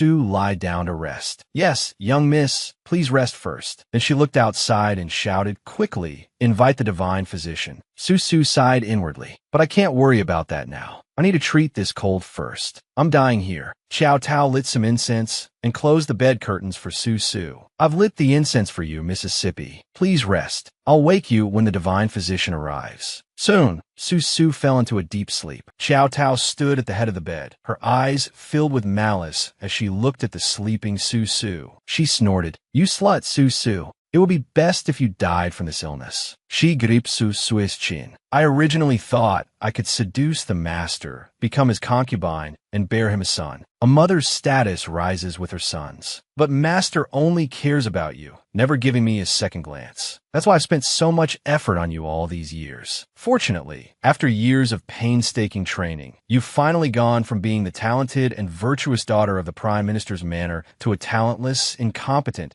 and debauched slut with a ruined reputation. I bribed all her tutors and burned her books. A woman without talent is virtuous. Chow Tao pushed Su into places of pleasure, constantly brainwashing her. Young miss, enjoy yourself. I'll take care of your people lessons. Then she found pornographic books and erotic manuals for Su to read, continuing her brainwashing. Young miss, look, everyone enjoys this kind of thing. As long as you do this with them, many people will surely like you. Su innocently asked, really? But unexpectedly, Master not only didn't chase you away, but he even arranged a marriage for you. If the Su family successfully takes in a son-in-law this time, you'll stay in the manor forever and Master will pay even less attention to me. Doesn't that mean I, Chow Tao, will be your servant for life? If I can't drive her away, then I'll help her offend the divine physician. 3 years ago, Su teased him a little, and he ended up with measles for half a year. Now, with this harmonious blossom incense, she's sure to offend him. Even if the divine physician gives face to the master and doesn't kill her, he'll definitely teach her a lesson. She had a perfect plan, just waiting for Su to fall into the trap. A knock at the door interrupted Chow Tao's thoughts. It must be the divine physician. The show is about to begin. She went to open the door. Seeing who was at the door, Chow Tao's jaw dropped in surprise. Grand Tutor he. My eyes must be deceiving me. Grand Tutor, why are you here? Su, who was feigning illness, was so startled she sat up. The Grand Tutor is here. Nan Ping, holding a fan casually, said, I came with the divine physician. He cannot stand idly by when someone is ill, but he was worried Miss Su might be deceiving him. So he asked me to examine the young miss first. Su's heart pounded with fear. This is bad. Last time in the prison, I knocked him unconscious. The divine physician must know about it, and he deliberately let the Grand Tutor use this opportunity to get revenge on me. What should I do if the supporting male lead uses someone else's hand to deal with me? I'm online. Need answers urgently. Chow Tao's face paled. This isn't good. The Grand Tutor is known for his cunning schemes and ruthless methods. He's also a candidate for the position of Prime Minister in the future. Even Master is wary of him. I dare to deceive that good-for-nothing Su, but I wouldn't dare scheme against the divine physician. He doesn't understand the ways of the world, but he wouldn't dare touch the Grand Tutor. If he does, he's digging his own grave. Nan Ping smiled faintly, reminding Chow Tao, I need to examine the patient now. Please excuse me. Chow Tao forced a smile. How about I do it? Please, Grand Tutor, teach me. Nan Ping looked at her, delivering the most venomous words with the most innocent smile. But I see you're not very bright, and I don't have time to teach you. You're blocking my view. Could you step aside, servant? He lowered his voice on the last two words. Xiao Tao maintained a smile on her face. If that's the case, then please enter, Grand Tutor. I have other matters to attend to, so I'll excuse myself. Inwardly, however, her face was contorted with rage. I am the future mistress of the general's manor, and you dare call me a servant. Fine, I'll let you and Su Su do your dirty deeds. We'll see how I deal with you later. Upon entering the room, Nan Ping covered his nose. Something's not right. This familiar scent. He walked to the incense burner, his face darkening. Aphrodisiac incense. That maid is definitely up to no good. Nan Ping gently lifted the bed curtains and saw Su Su, already affected by the incense, lying unconscious on the bed. She's truly useless, unaware of someone plotting against her right under her nose. He gently lifted Su Su's chin, chuckling softly. Why do we always meet under these circumstances? Su Su slowly opened her eyes. Her red lips parted slightly, letting out a soft moan. She reached for Nan Ping's hand and began to suck on his fingers. I thought I would forget everything after waking up, but that shameful memory keeps replaying in my mind, deeply etched and unforgettable. His heart pounded uncontrollably. Nan Ping leaned close to Su Su's ear and murmured, Su Su, oh Su Su, do you know how much your current state makes me want to? His expression turned icy as he pulled Su Su's face towards the open window. Let's get some fresh air to sober you up. Su Su, jolted by the pain, regained some clarity. Her face pale, she looked at Nan Ping in surprise. Nan Ping, why are you here? Oh, it's so cold. Nan Ping wrapped his arm around her shoulder, a smirk playing on his lips. If you want to be seen by others, then by all means continue. Even if they do see us, they'll just think you're teasing me. After all, you're the shameless Miss Su. Su Su angrily pushed his face away. You bastard. She retreated in fear, looking at him warily. You didn't come here just to mock me, did you? Su Su gradually regained her senses after getting some fresh air. Nan Ping approached her with a bright smile. I'm here to ask you. He lifted her chin, looked directly into her eyes, and asked, who are you, really? Susustervak Stanth. He knows my true identity. Nan Ping spoke rapidly, like a speeding roller coaster, recounting Su Su's past sins. Su Su has never known propriety or shame. Any man with the slightest charm, she wouldn't refuse. Her favorite pastime is indulging in bedroom affairs, and she especially enjoys being watched during the act. It gives her a sense of novelty and excitement. Su Su's thought twitched. She gritted her teeth and retorted, if you slander me any further, I'll report you. While the original owner of this body might have been an experienced driver, before transmigrating, I was a single virgin. Don't force me to drive when I'm perfectly content not to. Moreover, how can a minor character in a novel like you be so intelligent? How am I, someone without your charm, supposed to survive? Nan Ping gave her a sharp look. Why are you angry? You're not the real Su de Xiaoji anyway. Su Su felt a pang of guilt and avoided his gaze. What are you talking about? I am Su da Yaoi. Anyone with eyes can see that. Nan Ping thought to himself. With your current expression, anyone with eyes can see you're a fake. Nan Ping gestured with his fan. Miss Su, I came today to make a deal. I'll help you conceal your true identity and play the role of Su Su convincingly, so no one suspects a thing. In return, you must cooperate with me to accomplish a great undertaking, reforming the official document system. What do you say? Su Su glared at him indignantly. That's it. I have curves in all the right places. A beautiful girl like me is practically panting in front of you, and you're not even looking. You're only focused on my official writing style. Sususaid dramatically. Let me think about it. Forget cooperating with you. It's better to make a friend, maybe even an ally. At least I'll have someone to protect me. Nan Ping smiled. Deal. With that, he bent down and tugged on her sash. But for now, what needs to be done is to help you resolve the internal strife within. I wouldn't want my partner to be plagued by inner turmoil while dealing with external threats. I'll just have to sacrifice myself a little. Sususrieket estop. What are you doing pulling on my sash?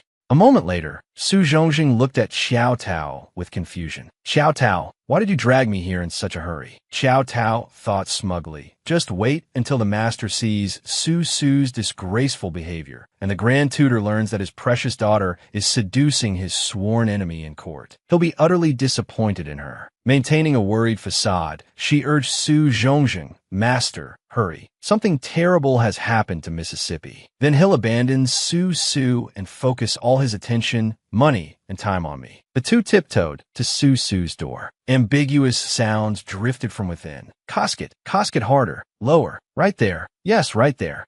Su Zhongjing's face darkened with rage. Qiao Tao smiled triumphantly. The show's about to begin. The good part starts now. She flung the door open and shouted, Mississippi, you too. What are you doing in here? Inside, Nanping was helping Su with some stretches. Su looked at Su Zhongzheng in surprise. Father, what are you doing here? Nanping glanced at Su Zhongjing's furious expression. Su asked nervously, Father, why are you here? Su Zhongjing trembled as he looked at Nanping. Grand Tutor Nanping, why are you in my daughter's room? Why does this scene seem so familiar? Woe is me. Before Nanping could speak, Su quickly explained, Father, let me explain. I'm ill and wanted to seek treatment from the divine physician, but he doesn't like entering a young lady's chambers, so he asked the Grand Tutor to treat me. Grand Tutor, your medical skills are truly remarkable. Miraculous healing hands. Just a few presses and my 4 meridians and 8 vessels are clear. I feel so refreshed and invigorated now. Su Zhongjing frowned. Treatment is treatment, but why are your clothes so disheveled? Your sash is completely loose. Su smiled. Father, you misunderstand. Just now, the Grand Tutor also performed gua sha, cupping, massage, and acupuncture on me. These are all excellent methods for maintaining good health. I'll let you experience them sometime. She chuckled inwardly. Erotica disguised as therapy. Su Zhongjing's face crumpled with distress upon hearing she was ill. What? You're sick. Don't die. If you die, I won't want to live either. Su gave him a strained smile. Father, it's just a cold. Qiao Tao also feigned concern, taking Su's hand. That's wonderful. I'm so moved I could cry. Inwardly, however, she was gnashing her teeth in frustration. Why aren't those 2 dogs rolling around in bed? This is infuriating. Su coldly withdrew her hand. Wonderful. I recognize the scent of your aphrodisiac. Disappointed that you couldn't make the Grand Tutor and me make a fool of ourselves in public, aren't you? Qiao Tao stammered, fear creeping into her voice. Qiao Tao doesn't know what you're talking about. Could she have figured it out? Impossible.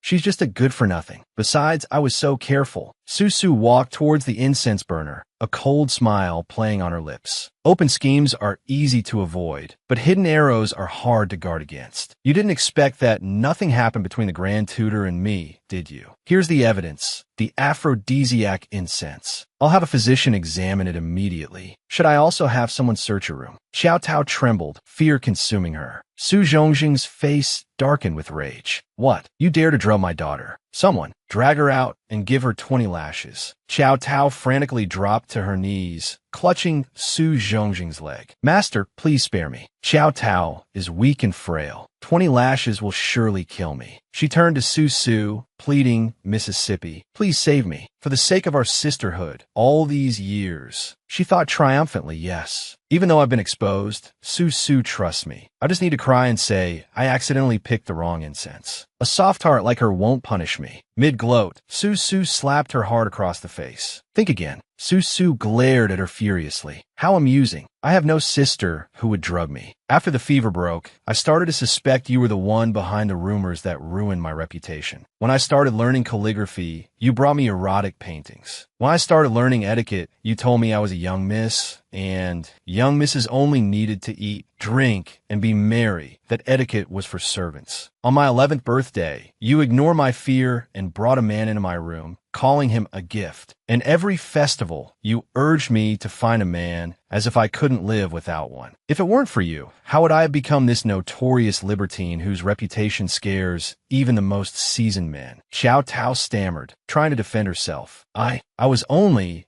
following the master's preferences. Su Feng roared, silence. Do you think we're fools? Tears streamed down his face as he embraced Su. My sweet daughter, why didn't you tell me sooner? I thought you were born a lump of mud, but it seems someone has been deliberately smearing mud on you. Su looked at him helplessly. Tell you sooner. I didn't even know who Qiao Tao was back then. Nanping pondered. I glossed over these minor characters when I was writing. If Nanping hadn't pointed out her ambition today, I might have been fooled for a while longer. Previously, Su Su had blindly trusted and relied on this woman, truly treating her as a good sister. What a pity. Now, I'm the one standing here, an author who exacts revenge. Don't even mention ordinary crying. Even if she cries blood, I won't let her off. Su Zhongjing glared furiously at Xiao Tao. I can't keep this wretch in my house any longer. Someone drag this wench out of the Prime Minister's estate. As two guards dragged Xiao Tao away, she screamed in terror. Please spare me, Mississippi Master. I was wrong. Please forgive me. I won't dare do it again. Master, Xiao Tao is still young. I can still bear you many children. Suddenly, Su Su's voice rang out, cold and sharp. Wait. Xiao Tao smirked, a sinister glint in her eyes. If I'm not mistaken, that little slut has softened. Just once, just give me one chance, and I'll make sure you die. While she was still gloating, Su Su slapped her hard across the face. Turn your face to me. I treated you like a sister, and you want to become my stepmother. One slap isn't enough. Let me give you a few more.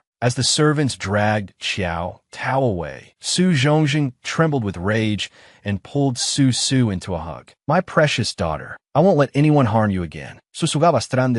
Yes, yes. Just then, a servant rushed in. Master, the divine physician has arrived. The divine physician. When I wrote the novel, I described him as a reincarnation of Hua, elegant and otherworldly, with jade-like eyes and brows, more beautiful than flowers, a face like polished jade, a clean and handsome appearance, and clear, expressive eyes. Let's see what he actually looks like. Suddenly, an old, ugly man with thinning hair and dull eyes, his face dotted with moles, appeared. Su Su's jaw dropped in stunned disbelief. This is him. Xiao Baiqing's disciple frowned and whispered a reminder. No, Master. Lord Su is here. Be serious. The divine physician paused for a moment, then reluctantly removed the mask he was wearing, revealing a devastatingly handsome face. Su Su's eyes widened with undisguised appreciation. Oh my God, how can someone be so beautiful? Xiao Baiqing, the divine physician, gave a curt bow. Greet. Su Su and Su Zhongjing bewildered glances. What language is he speaking? Seeing their confusion, Xiao Baiqing's disciple quickly explained, My master means, Greetings, Prime Minister. Su Su suddenly remembered. That's right. To add to his mystique, I gave the divine physician some eccentric traits quite different from ordinary people. One of them was being a man of few words, a true recluse. He was supposed to be an otherworldly expert in my imagination, but did this weirdo get hit by nuclear radiation or something? He's changed so much. Su Su covered her mouth, stifling a giggle. Now he speaks in single words, like a pea shooter. Everything he says requires interpretation. But an ally like the divine physician is a key factor in winning the palace intrigue. With his help, even the villains won't stand a chance. A calculating glint entered Su Su's eyes, and a sly smile spread across her face as she stared at Xiao Baiqing. If I can win him over, I'll be much safer, no matter what dangers I face in the future. Xiao Baiqing snorted and uttered two words. Lewd. Smile. Xiao Baiqing's disciple pulled out a handful of acupuncture needles, glaring warily at Su Su. Master says if you keep looking at him with that lewd smile, he won't be polite to you. Su Su hastily retreated. Right? The divine physician has another eccentric trait. He despises women, especially flirtatious ones. 3 years ago, I merely teased him a little, and I ended up with measles for 6 months, almost ruining my face. Back then, I pointed at Xiao Baiqing and teased him, calling him a short-haired golden needle mushroom. She thought to herself, I can't offend him. With a flick of his finger, he could kill me or cripple me for life. Seeing the tense atmosphere, Su Zhongjing quickly stepped forward with a conciliatory smile. I apologize for not welcoming you properly, divine physician. This is my only beloved daughter. Please, for my sake, forgive her past transgressions and treat her. Snap! Xiao Baiqing held a red string in his hand and tightly tied it around Su Su's neck, his expression cold. Terrified, Su Su stammered, Why you can't kill me, divine physician. Nanping, standing nearby, covered his mouth, stifling a laugh. Xiao Baiqing's disciple hurriedly translated. Master means this is his ancestral secret technique of pulse-taking with a string. He hopes you won't misunderstand during the treatment. He doesn't intend to kill anyone. Su Zhongjing and Su Su Su breathed a sigh of relief. Su clutched her wildly beating heart, her body trembling slightly as she said weakly, how about, divine physician, you just used the most common method to treat me. Damn it, just finish your sentences. The difference between your words and their meaning is wider than the Pacific Ocean. A moment later, after taking Su's pulse, Xiao Baiqing coldly stated lose. Word, not, empty, fire, eat, supplement, outside, remove, color. His disciple continued to translate. Master says you're fine. Just a slight imbalance of internal and external fire. No need for medicine. He'll prescribe you a list of nourishing foods later. Su coughed twice, then hurriedly explained herself, her hands waving nervously. I wasn't born evil. It was that vicious maid who manipulated me. Now I've completely seen the light. From now on, I'll definitely turn over a new leaf and be a good woman who values both beauty and virtue. You see, just now I followed the rules and didn't do anything improper with the divine physician like before. Xiao Baiqing stood up and uttered a single, strange word, then pulled his veiled hat low over his face. His disciple pointed at Su and said scornfully, my master says, believe you. Strange. You. Evil. Su turned away, defeated. The corners of Xiao Baiqing's lips curled upward slightly. His disciple packed the medicine box and translated, young miss, keep up the good work. The next sentence is from me, the disciple continued. I really like you. If you can truly value beauty and virtue, I'll pursue you. Xiao Baiqing's eyes widened in shock, and he angrily chased after his disciple, who fled with a yelp. Master, don't hit me. Su Zhongjing sighed and said, this way, divine physician. After Xiao Baiqing left, Su finally breathed a sigh of relief. The support character of the Tea Fragrance Society, the divine physician Xiao Baiqing, has changed his view of me. One less threat. At this rate, the day I turn the tables isn't far off. Just then, Nanping walked up behind her, a smile playing on his lips. Well, you seem very happy. Could it be you're interested in Baiqing? Su looked at him and teased back, to be honest, I'm more interested in you. If Xiao Baiqing is a walking blood bank, then Nanping is a ballistic missile center, the advisor of the future Tea Fragrance Society. He points, they strike, and everything turns to ruins. If I want to dismantle the Tea Fragrance Society, the best way is to pull strings from within, making them destroy themselves. And Nanping is the first person I need to win over. Su smiled slightly at Nanping. Nanping, Miss Su, I've helped you deal with your internal enemies. One good turn deserves another. You should teach me how to write official documents, like in that blood letter before, shouldn't you? Although I don't know who sent her or why she's pretending to be Su, that's Su Zhongjing's family matter. It has nothing to do with me. Reforming official documents is the most important thing. Once the reform is successful, my prestige in the court will rise. Then I can overthrow the Su family and become the new prime minister. The emperor won't have to be frustrated by the prime minister anymore. Susu smiled devilishly and Vekonet Nanping. Come closer, I'll tell you a secret. Nanping's eyes lit up, and he obediently leaned in to listen. Su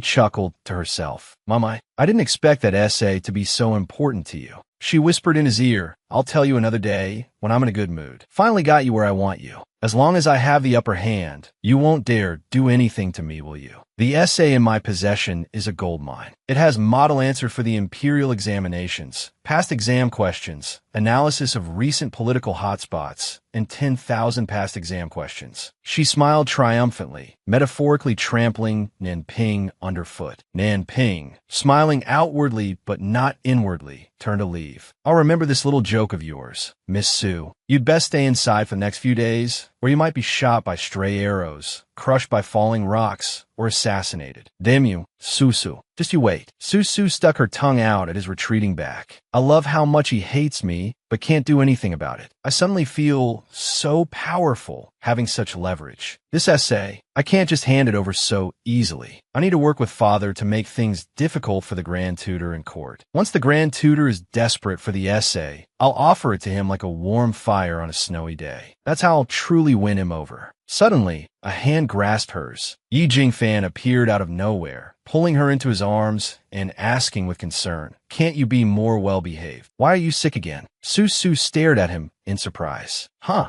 Snapping back to reality, she quickly pulled away. Who told you that? Why do you suddenly care? And where did you even come from? Did this guy take the wrong medicine today? Is there something wrong with his head? Yi Jingfan didn't answer, instead wrapping his arm around her waist. He lifted her into his arms, his face suddenly flushing red as he frowned and muttered, who cares about you? If you can't even take care of yourself, how are you going to be a good mother and raise children? Now go to bed and rest. The words children and mother exploded in Susu's mind. Holy crap, I forgot about this. Does this guy actually believe a kiss can get you pregnant? I'm speechless at your naivety. I can walk myself. Why are you carrying me? And why are you suddenly so concerned about me? Don't tell me you like me. As she struggled, her chest brushed against his firm chest. Yi Jingfan froze, his face burning crimson. He quickly set Susu down on the bed and covered her with a blanket. Who likes you? I just thought you looked cold. Susu stared at him blankly. Huh? Yi Jingfan turned away, embarrassed. Clearly, I'm the one who's been taken advantage of. I warmed you up. You suddenly barge into my room, start lecturing me, and then say I'm taking advantage of you. General Yi, what the hell are you? What gave you the right to lecture me? Yi Jingfan looked at her calmly. Because I'm your future husband. Susu was stunned, as if struck by lightning. What nonsense are you talking about? Isn't you Luoyang, my fiancé? Where has that guy been for the past 2 episodes? Yi Jingfan continued, I've already discussed it with the Prime Minister. Once he helps clear the Yi family's name, I'll officially marry you in Yi Luoyang's place. Susu gritted her teeth and glared at him. Yi Jingfan coughed awkwardly. I won't hold your past against you. I'll take responsibility for you and the child. But it's not like I'm eager to marry you. It's just out of a sense of responsibility. Susu's voice dropped, her tone heavy with sarcasm. Fine.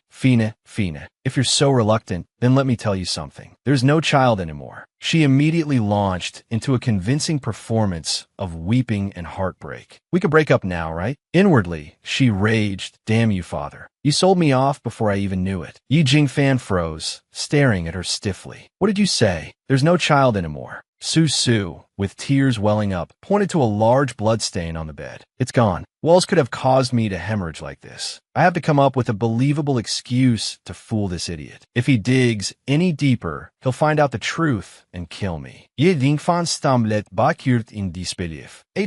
How could this be? Susu angrily pointed at him and started scolding. Isn't it all your fault? You've been tormenting me these past few days. I was drenched in the rain, running around in thin clothes. I caught a cold, and my body weakened, and that's why I lost the baby. Seizing the opportunity, she furiously shifted the blame. Yi Jingfan collapsed, holding his head in his hands. It's my fault, he mumbled. Susu hurried to his side, patting his shoulder consolingly. Don't be sad. You can still have many more children. It's not like this was your only chance. Wow, I sound just like the emperor comforting a concubine who's lost her child. Susu, feigning grief, offered crocodile tears and comforting words. Perhaps the heavens felt the timing wasn't right, so the little angel decided not to come down to us just yet. Yi Jingfan seemed to perk up at this. It's all right if the baby is gone. Just focus on resting and recovering. The marriage agreement won't change. I'll still take responsibility for you. Don't worry. Susu stared at him, stiff as a board. Thanks, bro, but I don't need you to trouble yourself with my important matters. This guy's way too naive. How am I going to keep my distance from him? Looking at Yi Jingfan's serious expression, an idea suddenly struck her. I've got it. Susu cheerfully slung an arm around Yi Jingfan's shoulders. All right then, that's good. We can keep the marriage agreement, but let's update the terms of our marriage, shall we? Yi Jingfan frowned, looking at her quizzically. What do you mean? Susu replied excitedly. Think about it. After we get married, you could disappear for a year at a time and not come home. We'll each do our own thing. Don't come looking for me unless absolutely necessary. And of course, if something comes up, don't come to me either. Just remember to send me money every month. You can have as many mistresses as you want on the side. Heck, let them bear you a few heirs to continue your family line. Yi Jingfan's face darkened with each passing word. So this is what she really thinks. He angrily shrugged off her arm. Susu, the baby is gone. Don't you feel any grief at all? Susu mumbled sheepishly, whether I grieve or not, it won't change anything. Yi Jingfan let out a self-deprecating laugh. Susu, ore truly heartless. You don't understand love at all. You're so foolish, yet you were seriously thinking about our future. You don't deserve it. After Yi Jingfan left, Susu lay silently on the bed for a long time. She looked at the package of medicine placed beside her. A package from Huaizi Clinic, the best pharmacy in the capital. I heard their tonics are very difficult to obtain. Did he buy this for me? I didn't expect him to care so much about the baby. His family is in ruins, and now he's suffered such a blow. Did I go too far with my joke? Susurró el dover depicted.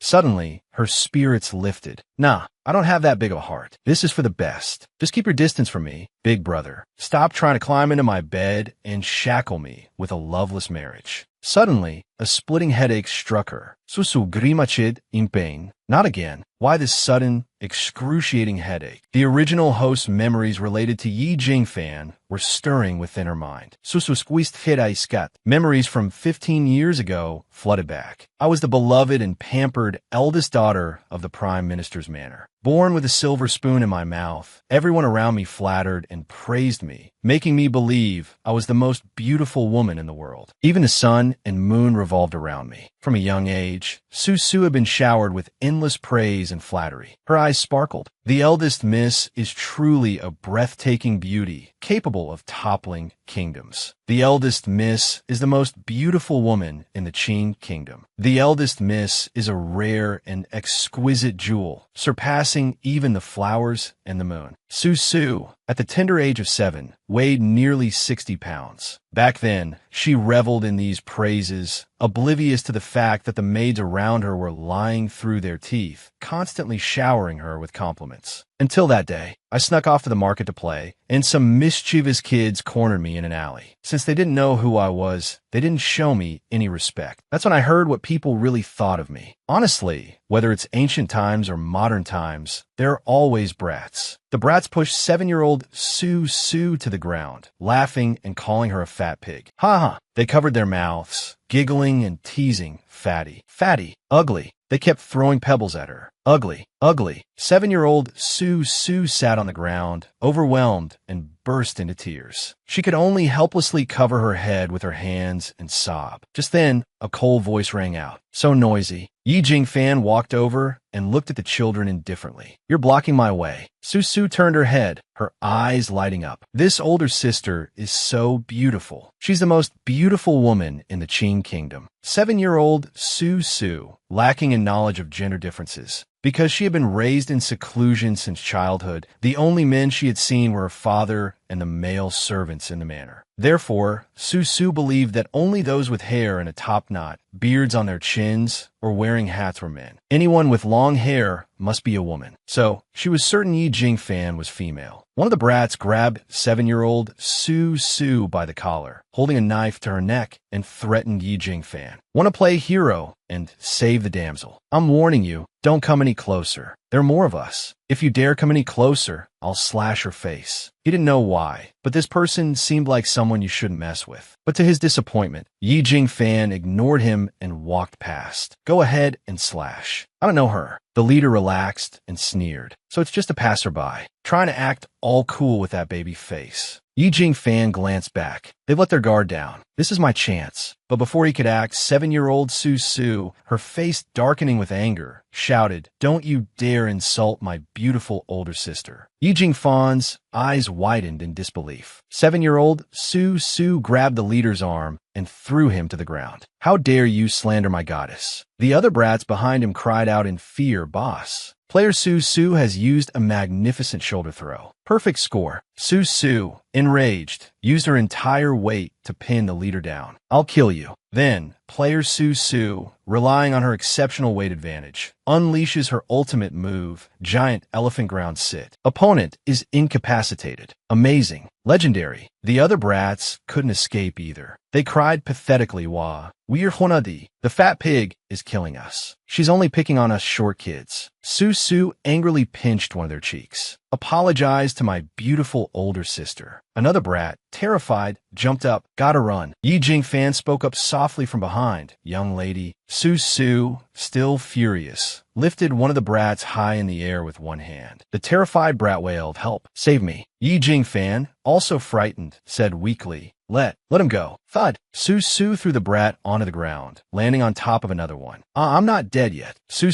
turned her head and casually tossed another brat away, then anxiously asked Yi Jingfan, beautiful older sister, are you all right? Yi Jingfan had accidentally bitten his tongue and couldn't speak for a moment. He just nodded.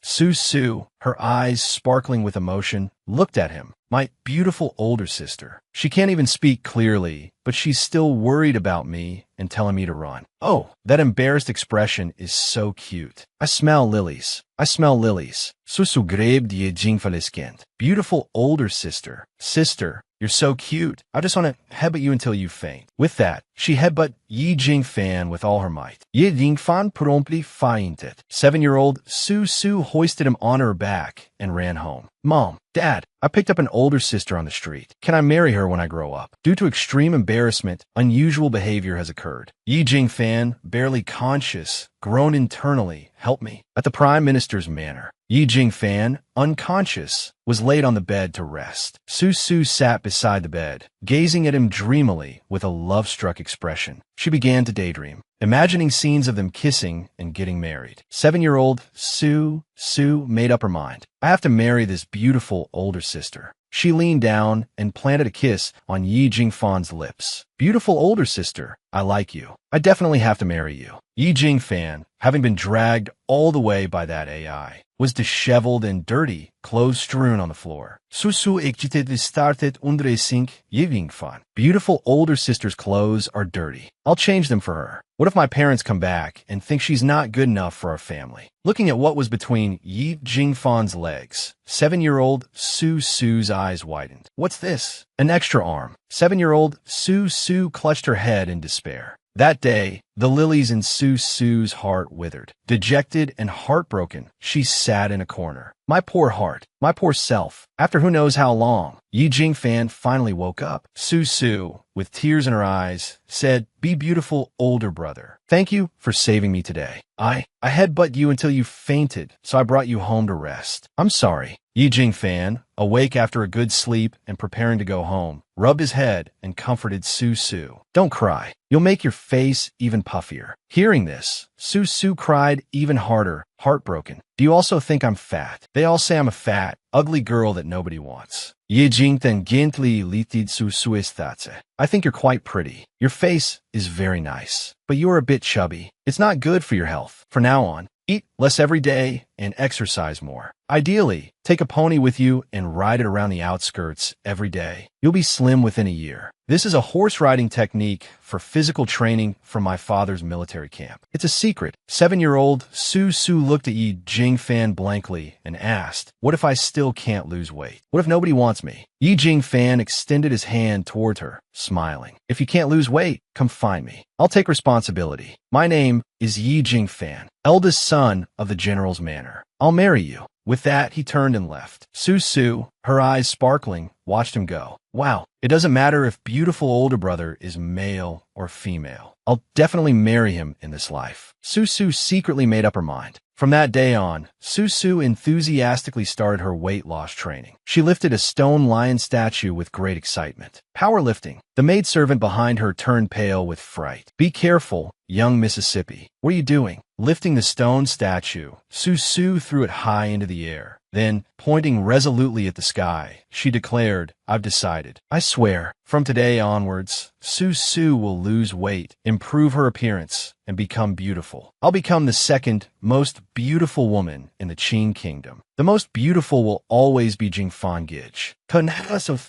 From now on, I'll wake up earlier than the rooster. I must make good use of my time. I have to work hard today, too. For beautiful older brother, the stimulant called love, and sleep later than a dog. Late at night, Su lay in bed with a face mask on, telling her maid, "Bring me all the other face masks." The maid, holding a jar of whitening face mask, looked at her and asked, "Young miss, you've already applied 10 masks. Do you still want more? Eat less than a pig. Eat lots of fruits and vegetables, and Jing Fan Gij will love you. Eat less candy, cut down on sugar, and Jing Fan will carry you on his shoulders. Eat 1 less grain of rice every day, and Jing Fan's wife will be you. Work harder than an ox." Su carried 2 large buckets of water on her shoulders. "Remember to walk 100 steps after every meal, and you'll be hand in hand with Jing Fan. Eat less, exercise more, and Jing Fan will take me back to the north." Half a year later, Su had undergone a complete transformation. Sitting before the mirror, admiring her beautiful appearance, she thought, time truly rewards effort. With perseverance like this, when Jing Fan Gij returns from the north, I'll give him a big surprise. Su cupped her cheeks, lost in her daydream until that day arrived. Father brought a girl named Xiao Tao before her. Su, your head maid, Xiao Shi, has returned to her hometown to get married. From now on, Xiao Tao will take care of you. Xiao Tao Bao To Su. Greetings, eldest Mississippi. While Su was reading, Xiao Tao pulled her hand. "Miss, what's the point of reading and studying? There's a circus from the west in the capital. Let's go have some fun." Su frowned. "Wait, I haven't finished the lessons, that teacher." Then Xiao Tao brought a pile of jewelry before her. 7-year-old Su began to poison the young Mrs. Mind. "Let's worry about etiquette lessons tomorrow. A woman only needs to be beautiful. Let me put some makeup on you.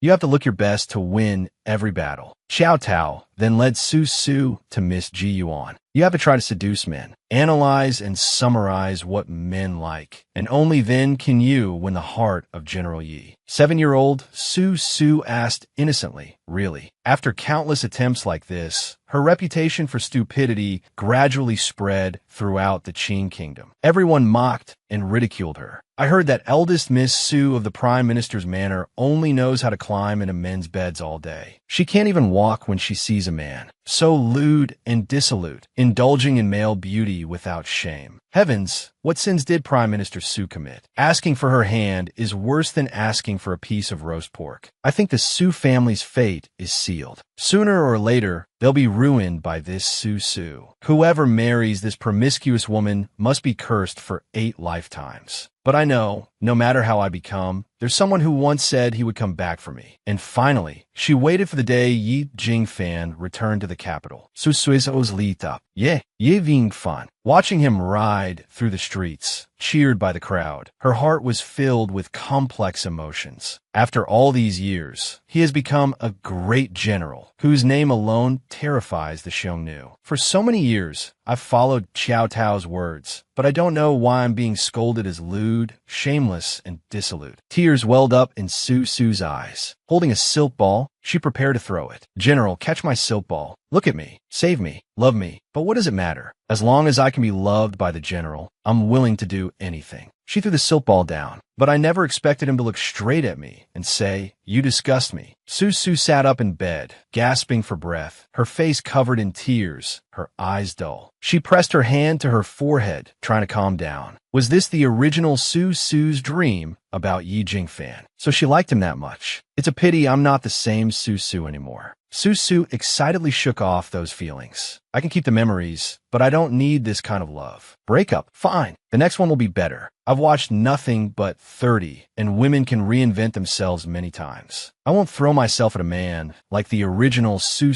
did. Isn't building a career better? Su rested her chin on her hand, mapping out the ideal life of a contemporary, noble young lady. My next goals are 1. Make every member of the romantic tea party kneel and serve me, changing the tides in my favor, and build up the Prime Minister's manor to honor my father. 2. Get rich, successfully transform myself, and enjoy a peaceful retirement. As for Yi Jingfan, get out of my game. Besides that handsome face, he has no other redeeming qualities. Bad-tempered, sharp-tongued, expressionless, resorting to violence at the drop of a hat, and suddenly appearing in my room. Just as she thought of this, Yi Jingfan burst through her window. Su, who was drinking water, spat it all out. She glared at him furiously. Can't you use the door? Why do you always barge into my room? I can tolerate other things, but not this. I swear, tomorrow I'll put a sign on my door that says fireproof, thief-proof, Yi Jingfan-proof. Ignoring her anger, Yi Jingfan grabbed her hand. He pulled her along, hurrying out. Luo Ying is in trouble. Su Su calmed down, looking at Yi Jingfan. What happened to him? Yi Jingfan anxiously explained. After Luo Ying learned you were ill, he went to White Horse Temple to pray for your safety and get you a peace charm. Unfortunately, he ran into Princess Muten, who was also offering incense there. Susu that's a darkant. What? He's been trapped in White Horse Temple by Princess Muten. Susufronith. Princess Muten. Isn't she the vicious woman whose notoriety rivals the original Susus throughout the novel? For years, they've been like fire and water, fighting over handsome men. And she's even more ruthless than Susu. If she likes someone and they don't obey, she'll ruin their family. The Yi family is a prime example. Worried, Susu quickly asked, what's the situation now? Did Princess Muten take Luo Ying straight back to her manor? Luo Ying has been poisoned by feudalistic thinking since childhood. What if, after being humiliated by Princess Muten, he feels ashamed and does something drastic? Yi Jingfan lowered his head. Luo Ying has a good relationship with the abbot of White Horse Temple. The abbot is protecting him now, so Princess Muten can't act rashly. But he can't hide forever. Princess Muten's people have surrounded the temple. It'll be difficult for him to escape alone. We need to save him. Su anxiously tugged at Yi Jingfan's hand. Then what are we waiting for? Let's go. Yi Jingfan looked at her with mixed emotions. She's so worried about Luo Ying. In the streets, chaos erupted. The Queen's herald ran through the streets, shouting, men of every household, take note. Miss Su is out and about again. Everyone, disperse immediately according to emergency plan 23,333. People panicked and scattered. Miss Su is on the loose. Run. The nymphomaniac is coming. In the carriage, Yi Jingfan listened in astonishment to the cries of save me. Outside, it's like when the Xiongnu attacked the city. Su whistled nonchalantly beside him. After a while, she put on an air of indifference, waving her hand dismissively. You should thank me. If you weren't in my carriage, it would have taken you at least an hour to reach White Horse Temple. By then, your brother would be long gone. Scary, isn't it? Yi Jingfan felt a pang of sadness. She really cares about my brother. As I got off the carriage, Su placed a hat on Yi Jingfan's head, gently tying the strings. Wear this. Don't let anyone recognize you. This guy is the court's #1 offender. I have to disguise him well. I don't want any more trouble. Yi Jingfan looked at her, touched. So she cares about me too, treating me so thoughtfully. Or is she this nice to all men? His face darkened. Su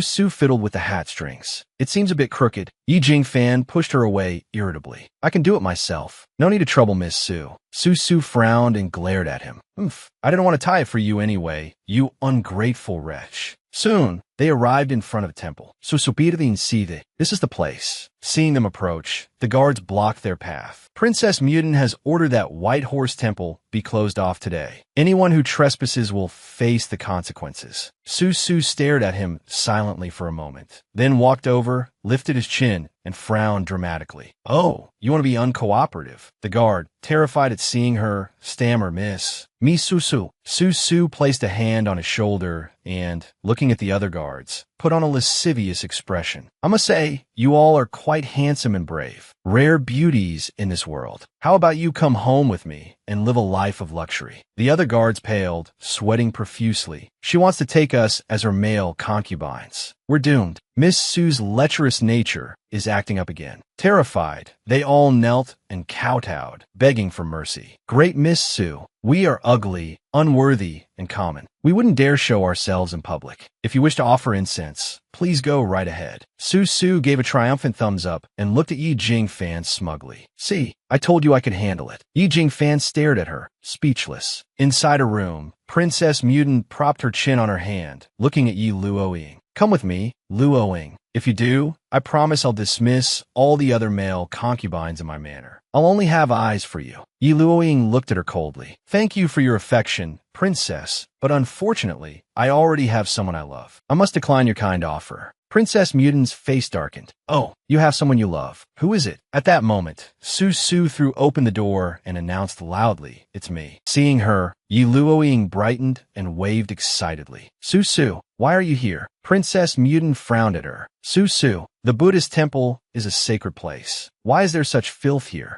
The Buddha is about to vomit. Su grabbed an incense burner, marched up to Princess Mutin, and threw it straight at her head. Seeing a pig in heat like you, the Buddha would want to vomit. So, he told me to act on his behalf and exterminate you. Princess Mutin choked and coughed, fuming. Just then, Abbot Juewei of White Horse Temple arrived. Amipa, patrons, this is a sacred place. Please refrain from fighting. I should maintain some respect for the abbot. After all, Buddhism is the state religion of Qing. Sometimes, the abbot's status in the hearts of Buddhists surpasses even the emperor's. Many noble ladies, including the Empress Dowager, are devout Buddhists. Offending the abbot won't end well. Truce for now. Su and Princess Mutin both harumphed and turned away, sitting down. They both understood the stakes. Princess Mutin picked up a teacup and said coldly, Su, you're quite bold, harboring criminals of the court. I will expose your crimes and bring down your entire Su family. But, considering your youth and ignorance, I'll give you a chance. Hand over the 2 Yi brothers, and I'll turn a blind eye. What do you say? Su ruthlessly interrupted her. Please leave. Thank you. Yiluoying sat obediently beside Su, beaming. Su took his hand, looked at Princess Mutin with a sardonic smile, and said, They are not criminals. This is my fiancé, personally chosen by my father. Actually, it's supposed to be his older brother, but saving them comes first. Yi Jingfan frowned at their clasped hands. She chose Luoying. Su's back was drenched in cold sweat as she glanced at Yi Jingfan's resentful expression. Brother, saving people is more important. Don't be petty right now. Yi Luoying squeezed her hand gratefully and whispered, Su. Looking at his affectionate, sincere, and devoted gaze, Su recoiled slightly. Seeing their intimate hand-holding, Yi Jingfan and Princess Mutin fumed. Su felt 2 opposing forces of heat and cold radiating from them. Careful, you might catch a cold. Princess Mutin, furious, pointed at Su and yelled at Yi Luoying, what has she done to you? Do you even know who she is? Haven't you heard about her debauched behavior? Yi Luoying site put formart, shielding Su. I believe what I see more than what I hear. Su is a good woman. His tone was firm. Su, touched, looked at Yi Luoying's back. Ever since I transmigrated here, everyone has said I'm depraved, that I'll take anyone as a husband. He's the only one who treats me like a normal person. She excitedly grabbed Yi Luoying's hand. As long as you see me as a normal person, then we're good friends. Big sister will protect you. Don't worry, I'll save you today. Yi Jingfan's face darkened as he glared at their clasped hands. They're holding hands. She never Judong Ly holds my hand, and she's smiling so infatuatedly at Luoying. She's always looked at me with disgust. Yi Jingfan clenched his fists in jealousy. Princess Mutin's face wasn't much better. She scowled, her brows furrowed in anger. I can't believe my ears. A good woman. She'll take anyone as a husband. She's wanton and reckless, empty-headed and illiterate. You'd rather have her than me. What am I lacking compared to her? Su made a face and, with a teasing wink, began to air Princess Mutin's dirty laundry. Don't be such a hypocrite. I hear you're quite the libertine, earning you the title of the most promiscuous princess in the last 100 years since the founding of our nation, a disgrace to the royal family. You were sent for a marriage alliance, but the Xiongnu rejected you, causing us to lose face. You were 30 before you finally married your current husband, Lord Lu, nearly scaring him to death. You collected male concubines, infuriating your father-in-law to the point of a stroke that left him paralyzed. You stole another woman's husband, driving his pregnant wife to suicide. Princess Mutin, mortified and enraged, shouted, You're talking about a monk while pointing a donkey. How dare you slander me to my face? Master, did you hear that? It's her. She's prejudiced against bald people. Princess Mutin nearly exploded. I am not. She's trying to turn you against me. Abbot Juewei, the truly bald one, coughed awkwardly, unsure who to appease. Princess Mutin raged. Regardless, I must take this criminal of the court. Su has ulterior motives. Whether she's colluding with the Xiongnu, like the Yi family, remains to be seen. We'll let her father decide. Su, refusing to be outdone, retorted coldly, Princess Mutin is forcibly taking men and falsely accusing me. When I report this to my father, you'll be the one in trouble. Master, you must stand on the side of justice. Poor Abbot Juewei, small, helpless, and covered in cold sweat, thought on one side is the arrogant daughter of heaven, and on the other a noble lady. Helping either one won't end well. If this argument gets any worse, It's best to let them settle it themselves. Abba Juehue sat helplessly between them, watching them bicker. Then he clapped his hands. If you both have feelings for Mr. Yi, then let's have a fair competition. I propose a test of composure. Buddhism values self-cultivation, and composure is key. Take turns saying something to your opponent. Whoever gets angry first loses. The winner gets to take Mr. Yi. What do you say? Both women looked at Abba Juehue and said in unison, agreed. Princess Mudanes Mirkedat Susu. This is too easy. Angering that little slut Su is child's play. She's always been fragile and easily provoked. One wrong word and she'll be throwing a tantrum.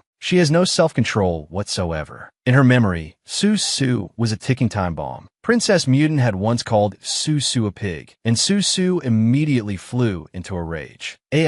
I'll crush you. It took several people to restrain her. Princess Mutin smirked, I've got this in the bag. Then, she launched into a tirade, insulting and belittling Su. Su, you're sloppy and promiscuous. You'll sleep with any man. You're depraved and immoral, a snake in the grass. You're a shameless flirt, utterly without decency. Your bad reputation precedes you. You're a femme fatale, a loose woman. You've slept with countless men, been kissed by countless lips. Despite Princess Mutin's relentless barrage of insults, Su calmly sipped her tea, as if the words weren't even directed at her. After a while, when Princess Mutin had finally finished, Su looked at her calmly and asked, Is that all? Princess Mutin stared at her in disbelief. You're not angry at all. Susu smiled serenely. You're so naive. She sat cross-legged, holding a small flask in one hand and slightly curving the other, affecting the air of an enlightened immortal. Life is like a play. We meet by fate. It's rare to find someone to accompany you through life, so we must cherish these connections. Don't get angry over trivial matters. Looking back, you'll see it wasn't worth it. Others may get angry, but I won't. Anger breeds illness, and who will suffer in your place? If I die, who will rejoice? It's a waste of energy and spirit. Don't compare yourself to friends and neighbors. Your children and grandchildren will take care of their own affairs. Live happily and harmoniously together. Even the immortals admire good companionship. Princess Mutin gaped at her as if she were some strange creature. Even Abbot Juehue stared in disbelief. Yi Jingfan and Yi Luoying looked at her, captivated. She's truly like a celestial being. To be honest, ever since I transmigrated into Su de Xiaojia, with her terrible reputation, my face has become thicker than city walls. Even bullets couldn't pierce it. My mental fortitude has been forged to the point where even needles and water can't penetrate. Otherwise, I would have jumped into a well 800 times already. This level of cursing is just an itch. Abbot Juehue nodded, smiling at her. Miss Su's composure is admirable. She didn't get provoked at all. Now, it's your turn. Su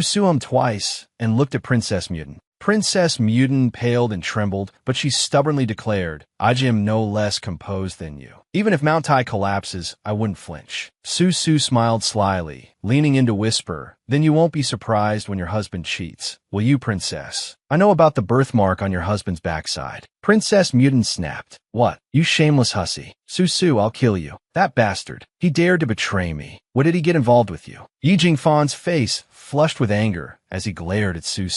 Yi Luoying looked heartbroken, tears welling in his eyes. We heard everything. Su's eyes widened in alarm. Oh no, it's not like that. I'll explain later. She crossed her arms triumphantly. So, can I take Yi Luoying with me now? Abbot Juehue smiled kindly. I declare Miss Su the winner. Princess Mutin burst into tears, utterly defeated. Wah! I've lost Yi Luoying and my husband. Su glanced at the distraught princess, a sly smile spreading across her face. I forgot to mention, Princess, your husband and I were actually classmates in kindergarten. Everyone in our class knew about his birthmark. Don't worry, I wouldn't be so cruel as to steal the only man willing to marry you. Her gaze suddenly sharpened. You want to explode. I'm a princess. You dare curse my parents to die a horrible death. I'll send your entire family to heaven. Princess Mutin slammed her fist on the ground in frustration. Damn it, I lost to that little bitch. As she stormed off, Su stretched and looked at the two men behind her. You heard, right? There's nothing between me and her husband. Don't get any wrong ideas. Yi Jingfan snorted. So that's how it is. Yi Luoying gazed at her adoringly, as if to say, no explanation needed. I'll always trust you, Miss Su. Just then, a hand suddenly reached out and grasped Su Su's. Please wait, Benefactor Su. Abba Juehue's eyes gleamed as he looked at her. Benefactor Su, in this old monk's opinion, your composure is exceptional. You possess great spiritual roots. You are a natural-born Buddha. Instead of living amongst the temptations of the secular world, why not achieve enlightenment soon? Shave your head, become a nun, and devote yourself to Buddhism. Su Su clutched her head, a look of utter bewilderment on her face. What? Shave my head and become a nun? Abba Juoe excitedly tightened his grip on her hand. If you cultivate diligently, you will surely achieve great accomplishments in the Buddhist world. Finally, this old monk will have a successor. I am willing to pass on the mantle of abbot of White Horse Temple to you. Su Su recoiled in alarm. Spiritual roots, my foot. Yi Luoying quickly intervened, blocking Abbot Juehue. Master, you can't. She's my fiancée. For the sake of our years of affection, please don't separate us. The other monks, standing beside Abbot Juehue, glared at him. Abbot Juehue, however, maintained a calm smile. For the sake of your years of affection, can you step aside? Su Su looked at the monks with an expression of helpless dismay. This wasn't like entering a temple. It was like stumbling into a multi-level marketing scheme. Poor Yi Luoying trembled, but he stood resolutely in front of Su Su. Su Su, don't be afraid. I'll protect you. Abbot Juehue turned to Su Su with an enticing smile. Miss Su, join us. Yi Jingfan frowned, assessing the situation. They were outnumbered, and the monks were clearly skilled martial artists. Force wouldn't work. They needed a different approach. He suddenly drew his sword, making a few swift slashes. He sheathed his sword. The monks' robes were now sliced open, revealing their chests. A young monk, looking at his senior brother's well-defined pectoral muscles, stammered, "Senior brother, you're so masculine." The senior brother remained speechless. Su Su dramatically covered her eyes. I see nothing. I see nothing. Yi Jingfan, stepping over the stunned monks, grabbed Su Su and Yi Luoying and ran. Now's our chance. Run. Su Su frowned at him. Again, Abbot Juoe, clutching his robes with one hand, reached out with the other and called after them. Miss Su, I'll personally visit your residence another day. Think it over carefully. Yi Jingfan, fuming, pointed at Yi Luoying's head. Next time, before you act on your own, consider your current situation. You're a fugitive from the imperial court. Yi Luoying hung his head obediently. Yes, I understand. Su Su also frowned at him. He's right, Luoying. This is a dangerous time. Don't go to crowded places like White Horse Temple again. Yi Luoying's eyes welled up. He suddenly took Su Su's hand. He pressed a safety amulet into her hand, looking at her with an expression of weiqish and near tears. Don't be angry anymore. I heard you were very ill. When I was sick, my mother always got me safety amulets. I hope you'll get better soon. Su Su's heart nearly melted. She looked at Yi Luoying with a touched expression. Good heavens, I finally understand the hearts of rich ladies. Who wouldn't want to keep such an adorable young man? Who wouldn't? Besides, Yi Luoying was different from Yi Jingfan and that divine Dr. Nan Ping who wanted to kill her. Su Su touched her cheek. He's still a child. I mustn't let him go. I'm his lifesaver and his first love. Maybe I could like him. Older woman, younger man relationships are quite popular these days. I'm 19, Luoying is 16. My grandmother used to say, a woman 3 years older than her man will be prosperous. Yi Jingfan frowned, watching their interaction with a look of disapproval. Just then, a maid approached Su Su. Miss, the master has returned. He requests your presence immediately. Su Su of cheerfully. All right, I'm coming. But she didn't forget to tease Yi Luoying. Luoying, Didi, I'll come find you later. Yi Luoying's cheeks flushed as he smiled and replied, I'll wait for you. Yi Jingfan glanced at Yi Luoying and said coldly, Luoying, come with me. The two went to a secluded, deserted area. Yi Luoying looked at Yi Jingfan and asked, Brother, what is it? Yi Jingfan lowered his head and said seriously, Luoying, from now on, don't interact with Miss Su anymore. She likes me. I didn't want you to know about this, but do you remember the day I got drunk and disappeared? I didn't go home that day, nor did I go to a friend's house. Someone kidnapped me. Yi Luoying stared at him in astonishment. What are you saying? Recalling their intimate encounter, Yi Jingfan frowned and continued. After that, we were intimate. She's even pregnant with my child. She's your sister-in-law now. Yi Luoying's jaw dropped, stunned as if struck by lightning. He stared at Yi Jingfan in disbelief. Meanwhile, Su Su excitedly ran to Father, I'm here. What did you need me for? Su Zhongjing sat at his desk, his head resting wearily in his hand. Su, I was only out for half a day, and you've already caused such a huge commotion. Today, after Princess Muten returned to the palace, she told the Emperor and the Empress Dowager that you were suddenly divinely inspired by Buddha at White Horse Temple, and thus achieved enlightenment and a change of heart, deciding to devote yourself to Buddhism. Even Grandmaster Yun Guang testified to it. Now everyone, from the Emperor to the officials, from the Empress Dowager to the common people, everyone in the Qing Kingdom is urging me to let you become a nun. They say it will allow you to dedicate yourself to Buddhism and save the men of the Qing Kingdom. Su gaped in astonishment. Su trembled, whispering in fear. Things have gotten a little out of control. I don't want to be a temptress, but I also don't want to be a nun who can't eat any meat. Su Zhongjing suddenly became serious. Don't worry, my dear daughter. You're my only child. Even if you wanted to become a nun, I wouldn't allow it. Anyone who dares to touch a single hair on your head, I'll break their bones on the spot. I have my ways to make sure the officials and the people don't bother you. Touched, Su spread her arms and rushed to Su Zhongjing. Father, you're the most handsome and greatest father in the world. I love you. How can you save me? Su Zhongjing also opened his arms and embraced Su. My dear daughter, my method is, if you get married and pregnant immediately, who would dare force you to become a nun? Am I right? Su's face instantly darkened with anger. Father, are you serious? Su wandered off alone, lost in thought. Father has a point. Right now, getting married quickly is the only option. It's still better than being forced to become a nun. The ancients were right. It's better to demolish 10 towers than to ruin a marriage. That Yi Jingfan has a bad temper and strong martial arts skills. He probably has a tendency towards domestic violence. If something happens after marrying him, I won't be able to fight back. It's better to have Yi Luoying's help. He's a gentle and obedient young man, someone I can walk all over.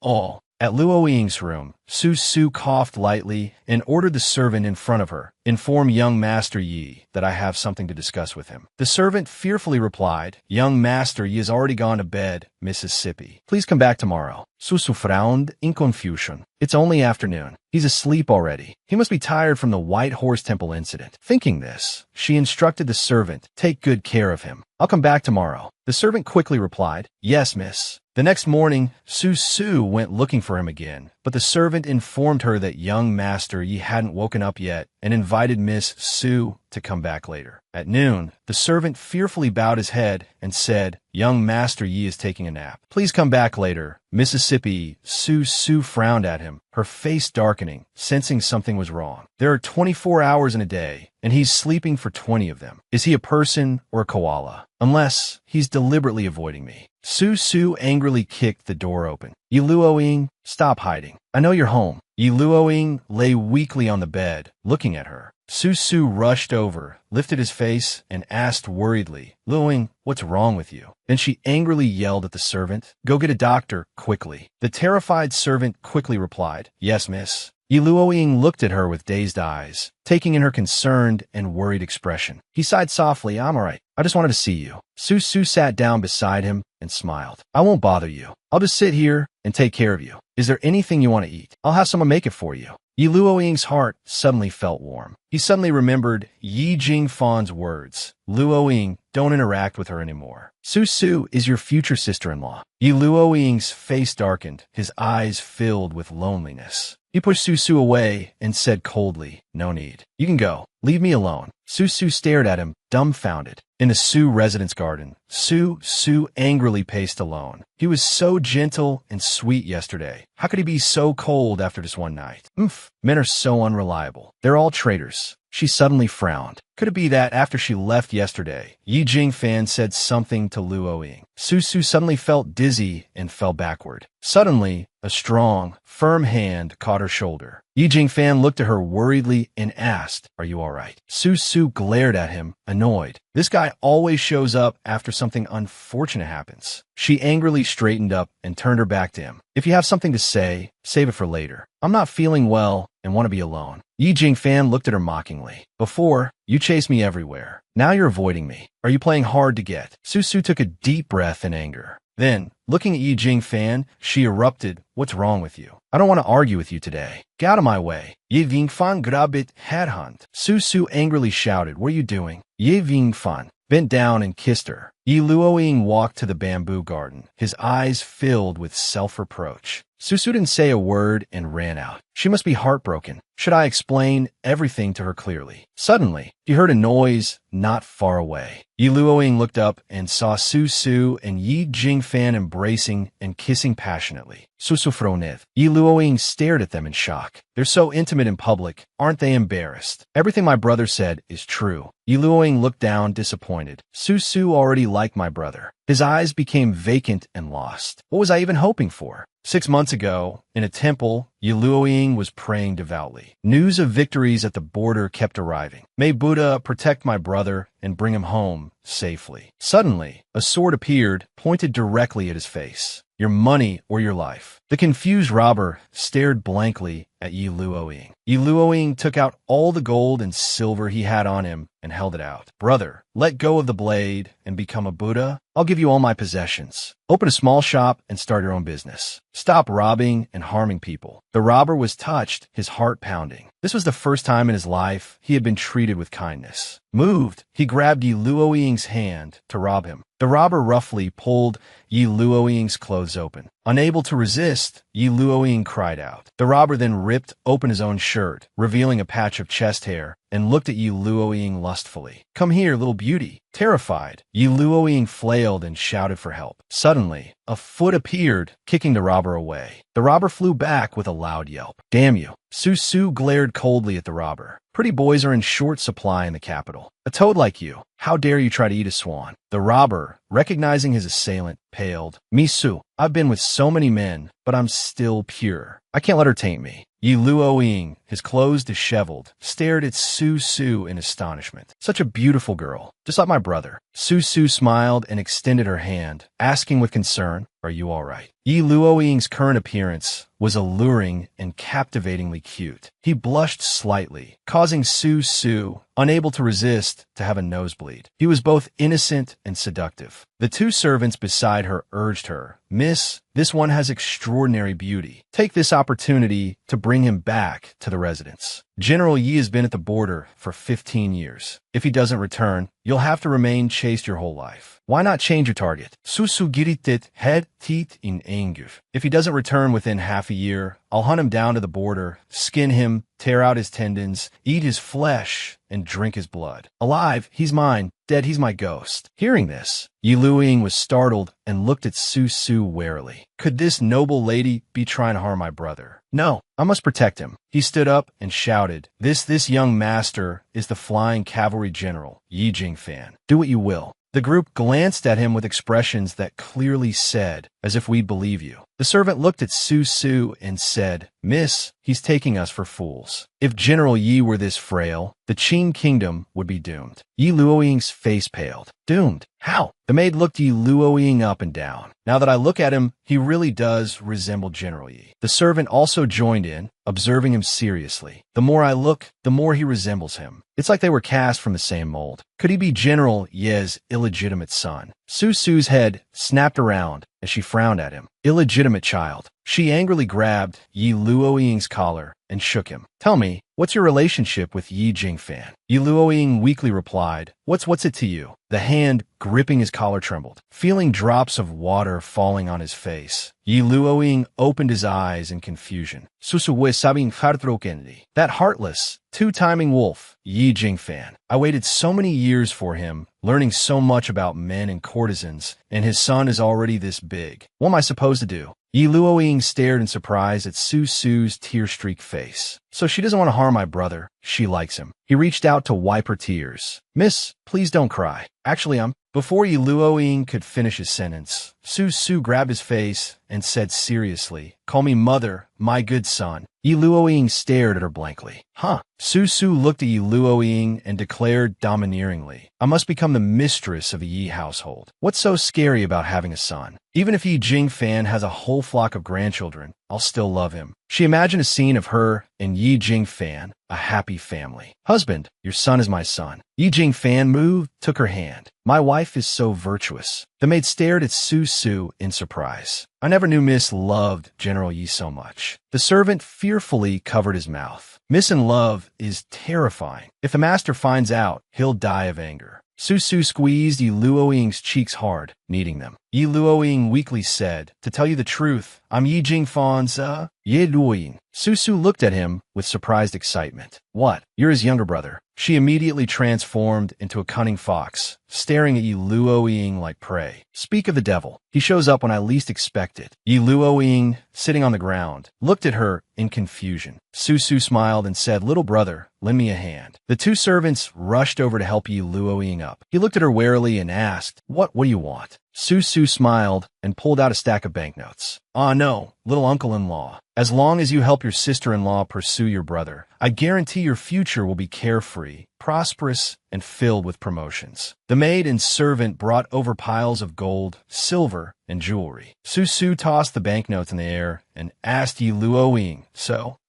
Yi Luoying looked at her seriously. "Do you really like my brother that much?" Su Su proudly pat her chest. "Of course. I like him the most. Like I like my father and mother. I'd go through fire and water for him." Yi Luoying stared at her in amazement. There are such great, loyal, and righteous women in this world. Brother is so lucky to have someone love him so wholeheartedly. Snapping back to reality, he hung his head dejectedly. Yes, Su Su has always loved my brother. Although there were misunderstandings, the person she likes is still my brother. That night, at the Union Pavilion, she even forgot about herself. Su Su, seeing him, asked Yi Luoying, "Right, your brother asked me to come save you." Thinking of this, Yi Luoying turned and walked away dejectedly. I should be the one leaving. I shouldn't disturb them. As long as Su Su and my brother are happy, I have no regrets. Meanwhile, Su Su, being forcibly kissed by Yi Jingfan, angrily struggled. "Damn you," she cursed inwardly. "How much longer do you want to kiss me?" "Enough." Su Su angrily opened her mouth and bit Yi Jingfan's lip hard. He looked at her helplessly and asked, "Su Su, are you a rabbit or a dog?" Su Su angrily yelled, "Even a rabbit bites when it's angry." She glared at him coldly. "I regret not bringing pepper spray or a taser with me when I transmigrated. Otherwise, I would have made him kneel long ago." Yi Jingfan looked at her seriously and said, "I just want to ask you one question. Will you marry me?" Without hesitation, Su Su slapped him. Yi Jingfan held his cheek and looked at her with, "Hey,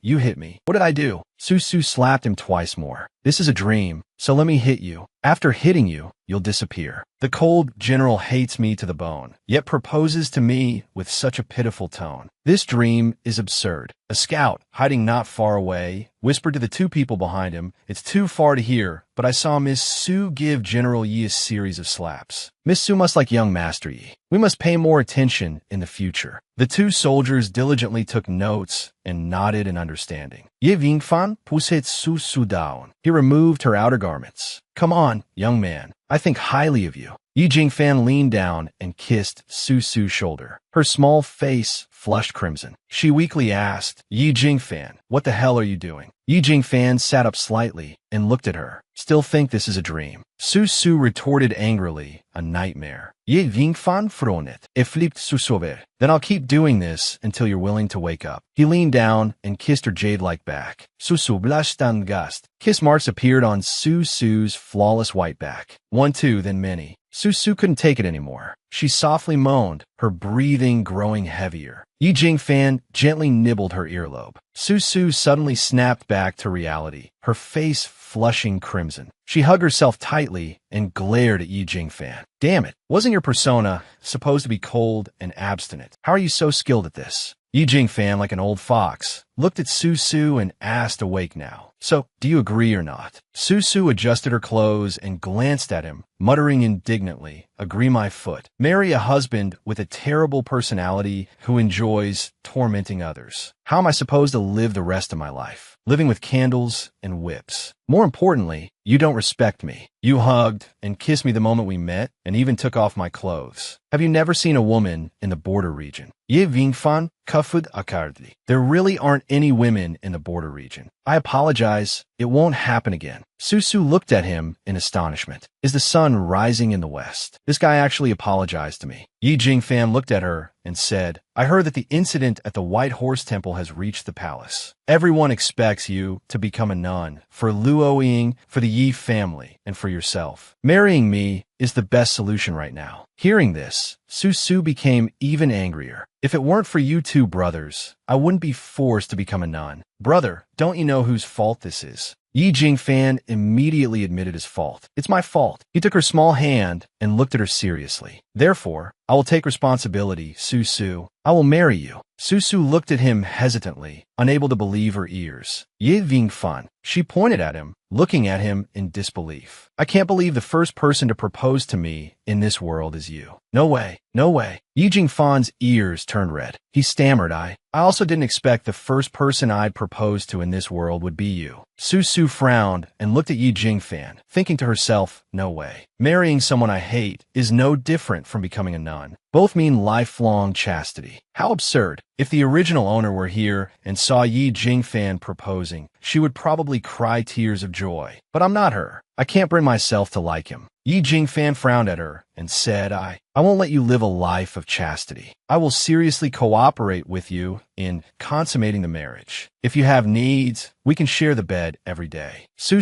looked at Yi Jingfan with a desperate expression. What the hell is he talking about? I'm going to die. Even though I said there's no such thing as bad farmland, only a tireless ox. It's hard to tell with a vigorous ox like Yi Jingfan. Yi Jingfan looked at her and asked, so, what do you want? Su angrily complained, you think it's that simple, huh? Look, a noble lady like me marries you. Not only do I have to provide food and shelter, but I also have to help you clear your name and rebuild your family fortune. And what about you? What do you have to do? You just need to deal with a few monks and sleep with me. I'm getting the short end of the stick. Yi Jingfan frowned and asked, so what do you want? Su smiled and said, marriage is out of the question, but an engagement is possible. She thought triumphantly, an engagement is different from a marriage. I have to leave myself a way out. If one day I meet my true love, I can still break off the engagement. I can't throw myself at him for the rest of my life. Yi Jingfan nodded in agreement. All right, we'll do as you say. Su looked at Yi Jingfan, frowning. Let me make this clear to you. This engagement is to deal with those monks, so it's only a temporary strategy. Once this matter subsides, we must break off the engagement. Why is he so agreeable today? Yi Jingfan furrowed his brow. Breaking off the engagement is fine with me. However, if we do, I'm afraid your reputation will be further tarnished by those scholars and poets.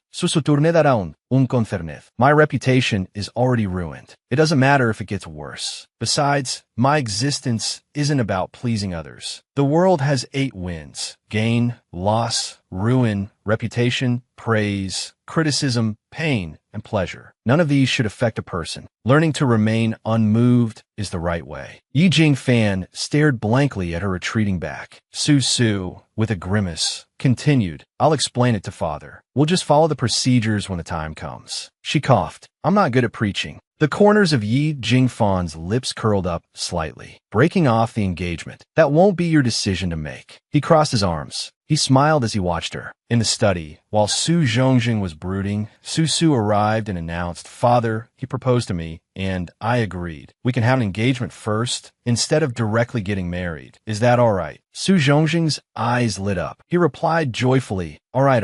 Of course it's all right. Buddha bless us. Finally, my dear daughter has found a good husband. Su recalled the scene from earlier of Yi Jingfan pinning her down and kissing her. She thought to herself, Buddha must really hate me. Otherwise, he wouldn't have let me find such a good husband. This guy is a wolf, a man-eating wolf, a beast. Su Zhongjing was still immersed in joy. We must quickly prepare the engagement clothes, the dowry, the educational tools, and the 8-person palanquin. The groom's family also needs to prepare the 6 betrothal gifts. I'll advance the money, but the procedures cannot be omitted. We also need to make a list of relatives, friends, and guests, find some matrons to help, and so on and so forth. Su looked at him, speechless, and turned to leave. I'll leave everything to you, father. I'm going now. Su Zhongjing was still lost in his fantasy. A moment later, he suddenly narrowed his eyes. Wait a minute. Su Zhongjing looked at the servant beside him and asked, Did you hear clearly who my daughter said it was just now? The servant replied excitedly, Master, these past few days, the eldest miss has been going to the Yi residence and preparing many dishes that second young Master Yi enjoys. On the other hand, I saw the miss arguing with General Yi and even slapping him a few times. The future son-in-law is definitely not General Yi.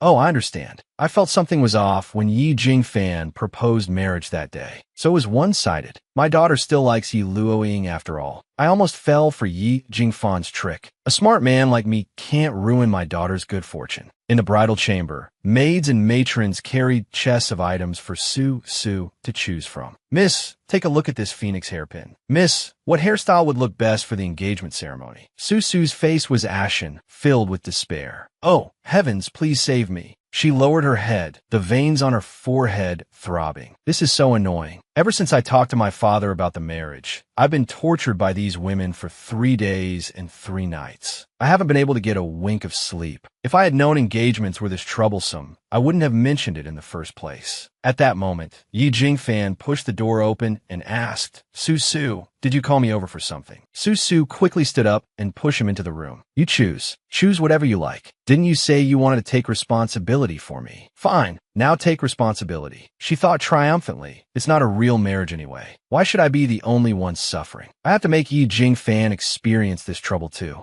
Yi Jingfan secretly réjouit. She asked me to help her choose wedding clothes and jewelry. It seems she's really looking forward to this engagement. Suddenly, there was a thud. The maids and matrons froze, staring at the two in surprise. General Yi, why are you here? The person Miss Su is engaged to is the second young master of the Yi family, not you. Yi Jingfan's face darkened. Who did you just say she's engaged to? The maids fearfully knelt down. General, please spare us. We only heard from others that Miss Su is engaged to Yi Luoying, the youngest son of the Yi family. Heavens, the eldest miss is clearly playing with these two brothers. Now that it's been exposed, the older brother has come for revenge. He might draw his sword and stab the miss 108 times any minute now. If his anger hasn't subsided, he might even conveniently stab us bystanders 109 times. Susu stod behind Yi Jingfan. Head vad dropped in astonishment. What is going on? Yi Jingfan coldly ordered, get out. The maids, as if pardoned, cried and scurried out. Yes, sir. Su, equally frightened, tried to slip away with them. Now's not the time to be surprised. I have to run. But before she could escape, Yi Jingfan grabbed her by the collar and pulled her back. He lifted her up, his eyes sharp and cold. Miss Su, care to explain? Susu was scared of the weakness. Yi Jingfan pressed her against the wall, his gaze icy. Su, tell me the truth. I won't be angry. Su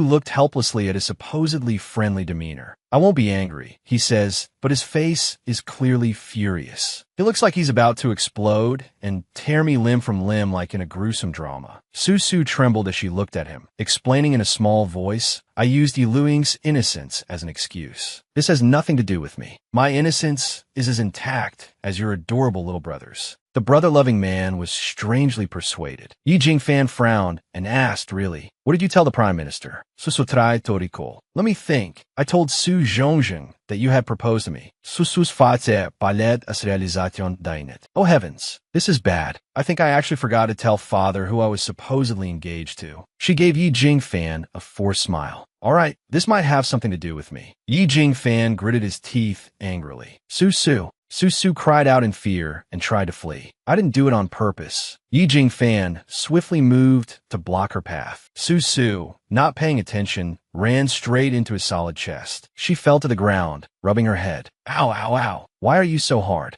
Yi Jingfan snapped. What nonsense are you talking about? He extended his hand, unable to bear seeing her on the cold floor. Get up, and then we'll talk. Su mumbled, okay. She reached out her hand, but her foot slipped. Whoa. She grabbed onto Yi Jingfan's belt. In her desperation, the Su family's quick thinking kicked in. Su lay on the ground, clutching his belt, and watched as his pants slid down. I'm doomed. Yi Jingfan's face darkened. Are you trying to undress me again? Su covered her face in embarrassment, then peeked through her fingers, her eyes widening. Wow, impressive. She frantically searched for something and found a brick. Look at this dark and murderous aura. Not good. It seems Demon King Yi Jingfan is truly angry. At this point, I can only knock myself unconscious to apologize. Su, without hesitation, slammed the brick against her head. Yi Jingfan rushed to catch her. Susu, Are you alright? Why do you always get hurt when you're with me? He frowned helplessly at the unconscious Su.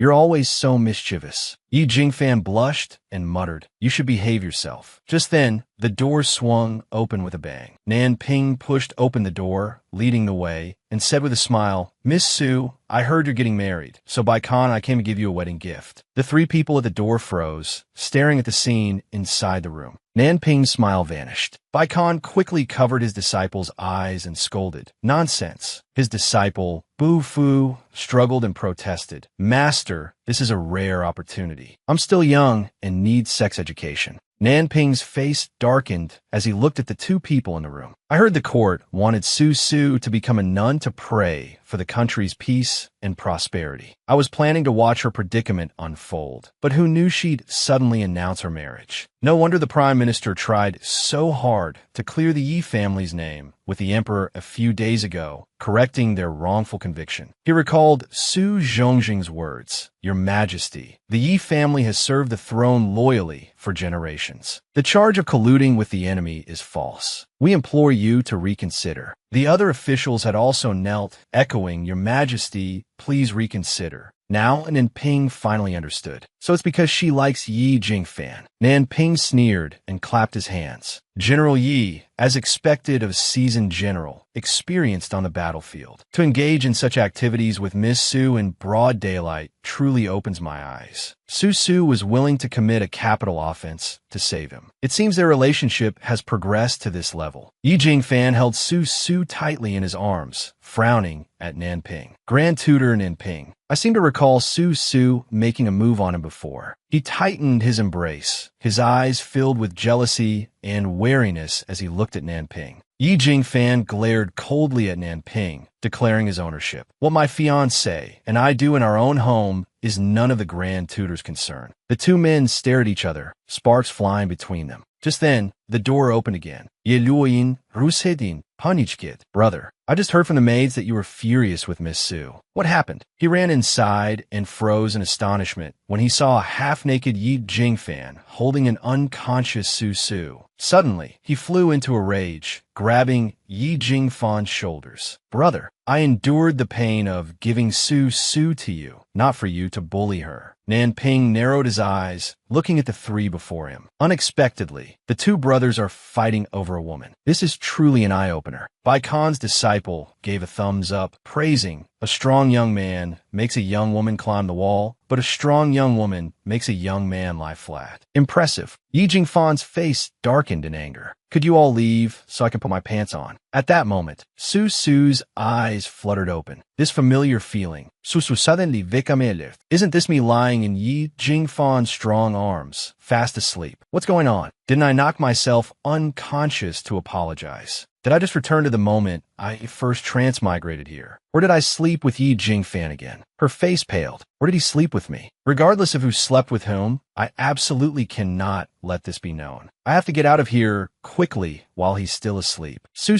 trembled as she carefully sat up. Suddenly, she froze. Huh. She looked at a naked Yi Luoying lying beside her, muttering in his sleep. Su clutched her head in horror. Oh my God, what have I done to little angel Luoying? He's still a pure and innocent young man. How could I have done this to him? I'm a woman burdened with heavy sins. Su sat on the bed, covering her face with her hands in despair. I actually let these two brothers share me. My innocence, my reputation, my dignity. Su carefully climbed out of bed. Don't panic when encountering a major event. Although I can't pull out my phone and post about this on social media, it's better to wash my face and clear my head. As Su stepped off the bed, she felt an itching sensation. She saw Nan Ping and Xiao Bai Kan lying on the floor. The two opened their eyes, looked at her, and softly called, Su. Su screamed, what the hell is going on? Nan Ping grabbed Su's hand. He looked at her and said with a smile, what? Try to run. Xiao Bai Kan, also naked, embraced her from behind, softly calling, Su.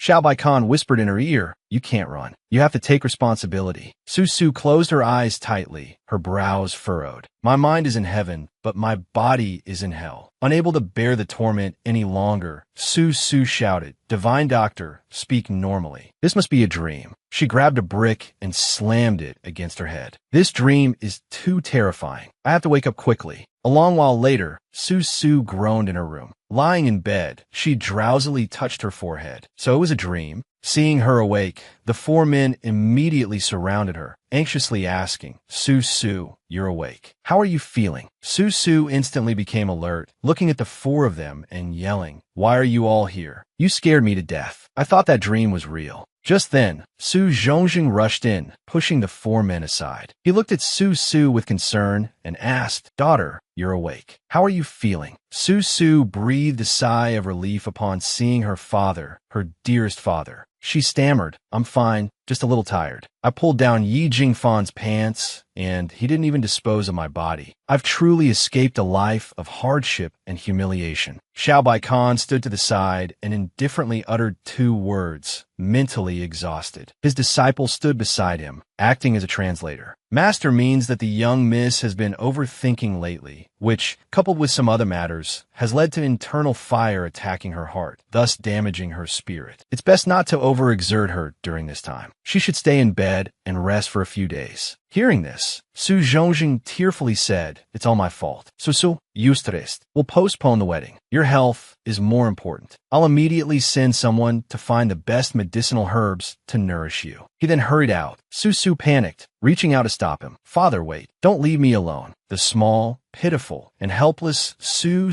trembled, unable to resist the stares of the 4 men. She weakly cried out, Don't leave me alone in a room with these wolves. Yi Jingfan looked at her with concern and asked, You're awake. Do you want some medicine? Suddenly, a cup of tea was held out, interrupting Yi Jingfan's action. Su looked at the tea in front of Yi Luoying in surprise. He looked at her shyly and said, Have some tea first. Su happily cupped his face. Luoying, you're back to normal. You're talking to me again. That's great. I can continue playing with this puppy again. Yi Luoying looked at Su with teary eyes. Su's heart softened. He's the cutest one in this whole story. Don't frown like them. Yi Jingfan silently watched the 2 of them interacting, hiding the rejuvenation pill behind his back. Nanping, standing to the side, added fuel to the fire. Second young master Yi is so thoughtful, but drinking tea will hurt her stomach. A bowl of hot porridge will be better right now. Yi Jingfan angrily told him to leave. Grand Tutor, it's not appropriate for you to stay in my fiancé's room for so long. Please leave. Nanping feigned ignorance, asking fiancé. Then why is Miss Su embracing second young master Yi? Xiao Baikan covered his mouth, speaking sourly. His disciple, standing beside him, said, Master, why don't you join them? Xiao Baikan shook his head. Their wife, the disciple, still not giving up hope, muttered secretly. Xiao Baikan glared at him, and then angrily chased after him. The terrified disciple ran for his life. Master, you can't silence me just because I voiced your true thoughts. Su rolled her eyes at them. This kid is probably Mantis Shrimp's friend. Ye Vingfan angrily embranget Su. Asertink his dominanje. You're disturbing my wife's rest. Wife, tell him to leave. Su flinched and quickly dodged his hand. Hey, who's your wife? We're only getting married in name. Just in name.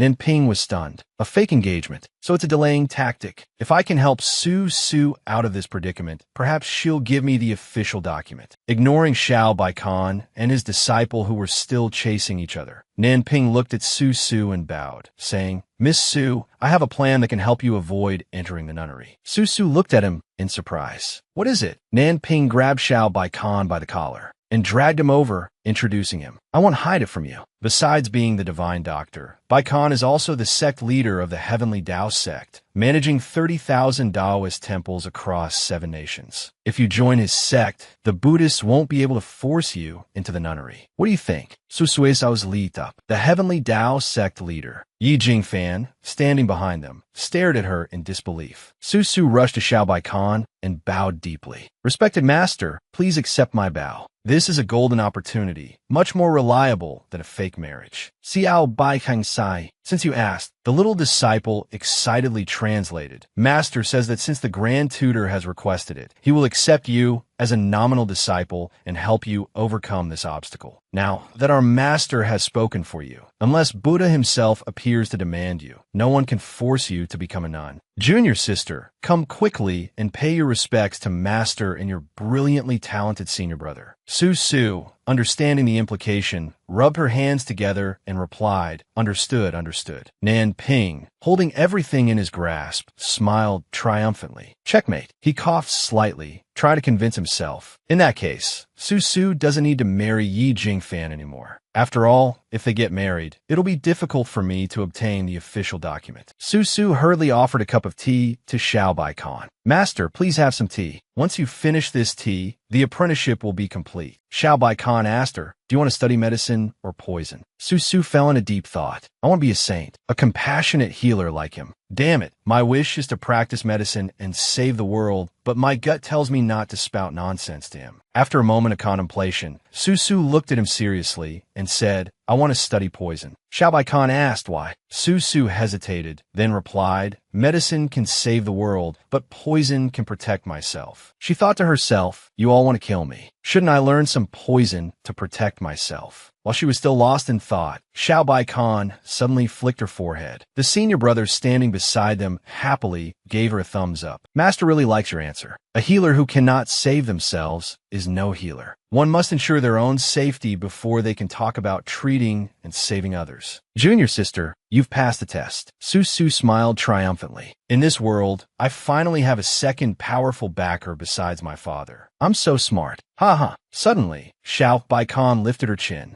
and leaned down to kiss her. Yi Jingfan and Nan Ping fumed. "That bastard." Yi Luoying, whose eyes were covered by Yi Jingfan, couldn't see anything and asked curiously, "Brother, what's happening?" A moment later, Xiao Bai Khan slightly parted his lips from Su Su's. A silvery thread stretched between them. He looked at Su Su and uttered two words, "Poison pill." The senior brother excitedly translated, "Master says this is a secret pill only the leader of the Heavenly Tao sect and their disciples can use. It can neutralize 100 poisons. He just fed it to you, junior sister." Su Su covered her mouth and nodded. "That's strange. Did I write this about Xiao Bai Khan before? Why don't I remember?" The senior brother puckered his lips and giggled. Hee. Thinking back, Master also fed me medicine mouth to mouth. Master's lips are so soft and fragrant. Junior sister, I also have many medicinal pills. If you need any in the future, you can come to me anytime. I'll feed them to you." Yi Jingfan and Nan Ping, enraged, shouted simultaneously, "Shut up." One grabbed his arm. The other clamped a hand over his mouth. "Stop your nonsense." Just then, a servant rushed in frantically. "It's bad. Eldest Mississippi Princess Muden has barged into the residence with an imperial edict." Su Su turned her head in astonishment. "What?" The servant, tugging at his own hair in panic, continued. "The master was summoned to the palace as soon as he left. Now the entire prime minister's residence is surrounded by imperial guards. They say they're here to force you to shave your head and enter the nunnery. What should I do?" Su Su lowered her head, her eyes narrowing. "Princess Muden,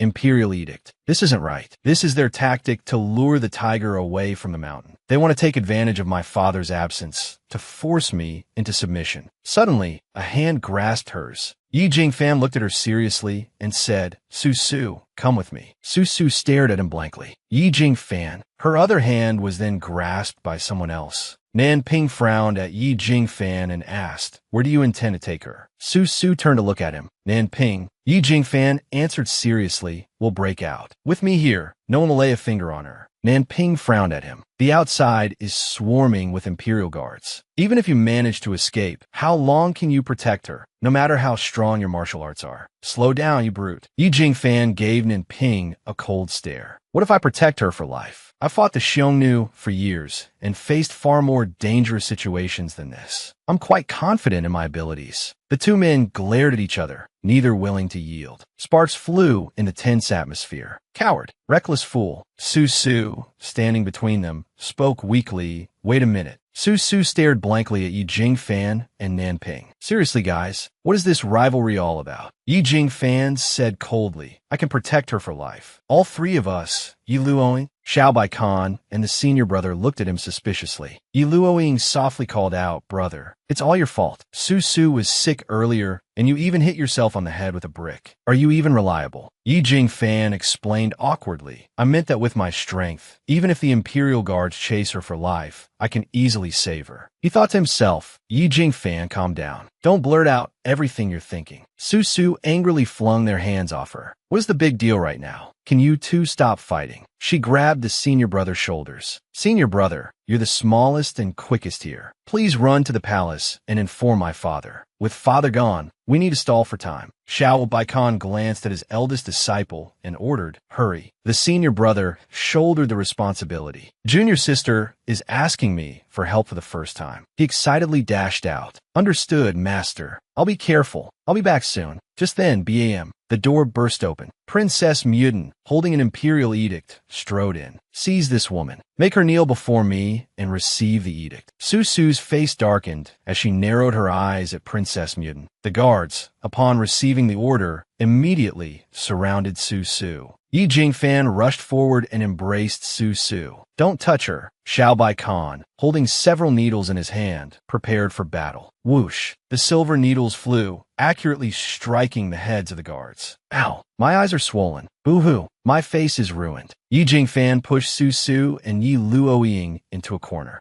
Stay safe, Susu. You and Luoying stay here. I'll handle this. Sununtai responded indifferently. Munwasa. An army is maintained daily for use in a single hour. Yi Luoying said worriedly, brother, be careful. Susu, astonished, stared at Nanping, who was calmly sipping tea beside them. Nanping, why are you here? This is a place for women and children. Aren't you ashamed, a grown man, sitting here? Nanping calmly replied, this deputy is a resourceful strategist. Have you ever seen a resourceful strategist engaging in fisticuffs? The guards brought by Princess Muden cried out in fear. Mercy, please spare us. Don't hit our faces. How can we fight against the general and the divine physician? Is it too late to surrender? Seeing this, Princess Muden's face darkened in fury. You useless fools, she roared. Dat lodi Susu, Nanping, Ye Wingfan, Ye Luin, Ain't Xiao Bai Kanstut Arund Susu Protectived. Who dares touch her? Princess Muden, in her rage, nearly tore the imperial edict. You animals! I can't believe she has the two Yi brothers serving her as husbands. Not only are they handsome, but one excels in literature and the other in martial arts. To have either one would be a blessing, let alone both. Her face grew darker and darker. The most infuriating thing is that the Grand Tutor and the Divine Physician, who used to despise and even wanted to kill Susu, are now fawning over her like lovesick puppies. I refuse to accept this. The guards behind her hurriedly reminded her, Princess, don't tear the imperial edict. Princess Muden reacted. Oh right, I almost forgot we still have the imperial edict. She triumphantly unfurled the edict and read, by the mandate of heaven, the emperor decrees. Susu, daughter of the Su family, is well versed in Buddhist doctrines and possesses a Buddhist nature. She is hereby appointed as the nation's protecting Buddhist nun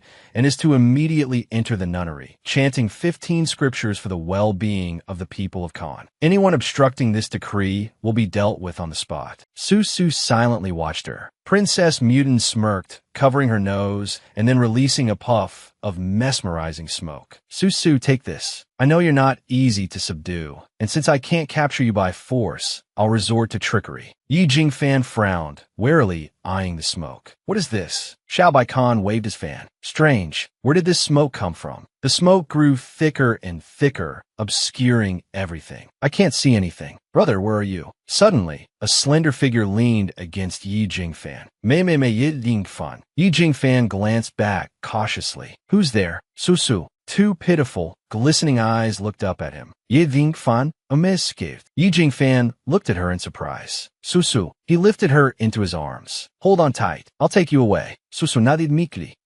He then leaped, soaring through the window. Sudenli. Susu wrapped head arms tightly around Yi Jingfan. Yi Jingfan frowned, calling her name. Susu. But Susu seemed not to hear him, instead busying herself with kissing his neck. Yi Jingfan frowned, looking down at her. What are you doing? Susu smiled. Guess. Susu placed a hand over Yi Jingfan's mouth. Shoo, I want to be yours. She slipped her hand inside his robe and began to caress him. Yi Jingfan grabbed headhunt. He bent down and kissed her. This is hardly the time. Don't play with fire. The two fell to the ground. Yi Jingfan removed his robe and looked at Susu lying on the ground. You're so forward today. Are you finally willing to marry me? Susu, lying on the ground, looked at him shyly. Only you held my hand tightly in the smoke. And even after I was so forward, you still don't understand my intentions. Her hand touched his firm chest. Yi Jingfan looked at her and softly called, Susu. He placed his hand on her sash. Shall we? He gently tugged at her sash. Susu stopped his movement and chuckled. Such an impatient man. She sat up and looked at him. Kiss me first. How about that? As soon as she finished speaking, Yi Jingfan lowered his head and gave her a deep kiss. Susu softly moaned, "MMM." Yi Jingfan. The two intertwined their tongues. Their breathing grew heavier and heavier, and the atmosphere became heated. Susu gently pushed Yi Jingfan away, her cheeks flushed with shyness. Yi Jingfan, wait. Slow down a bit. Yi Jingfan genti karesit herchik. No. He lowered his head and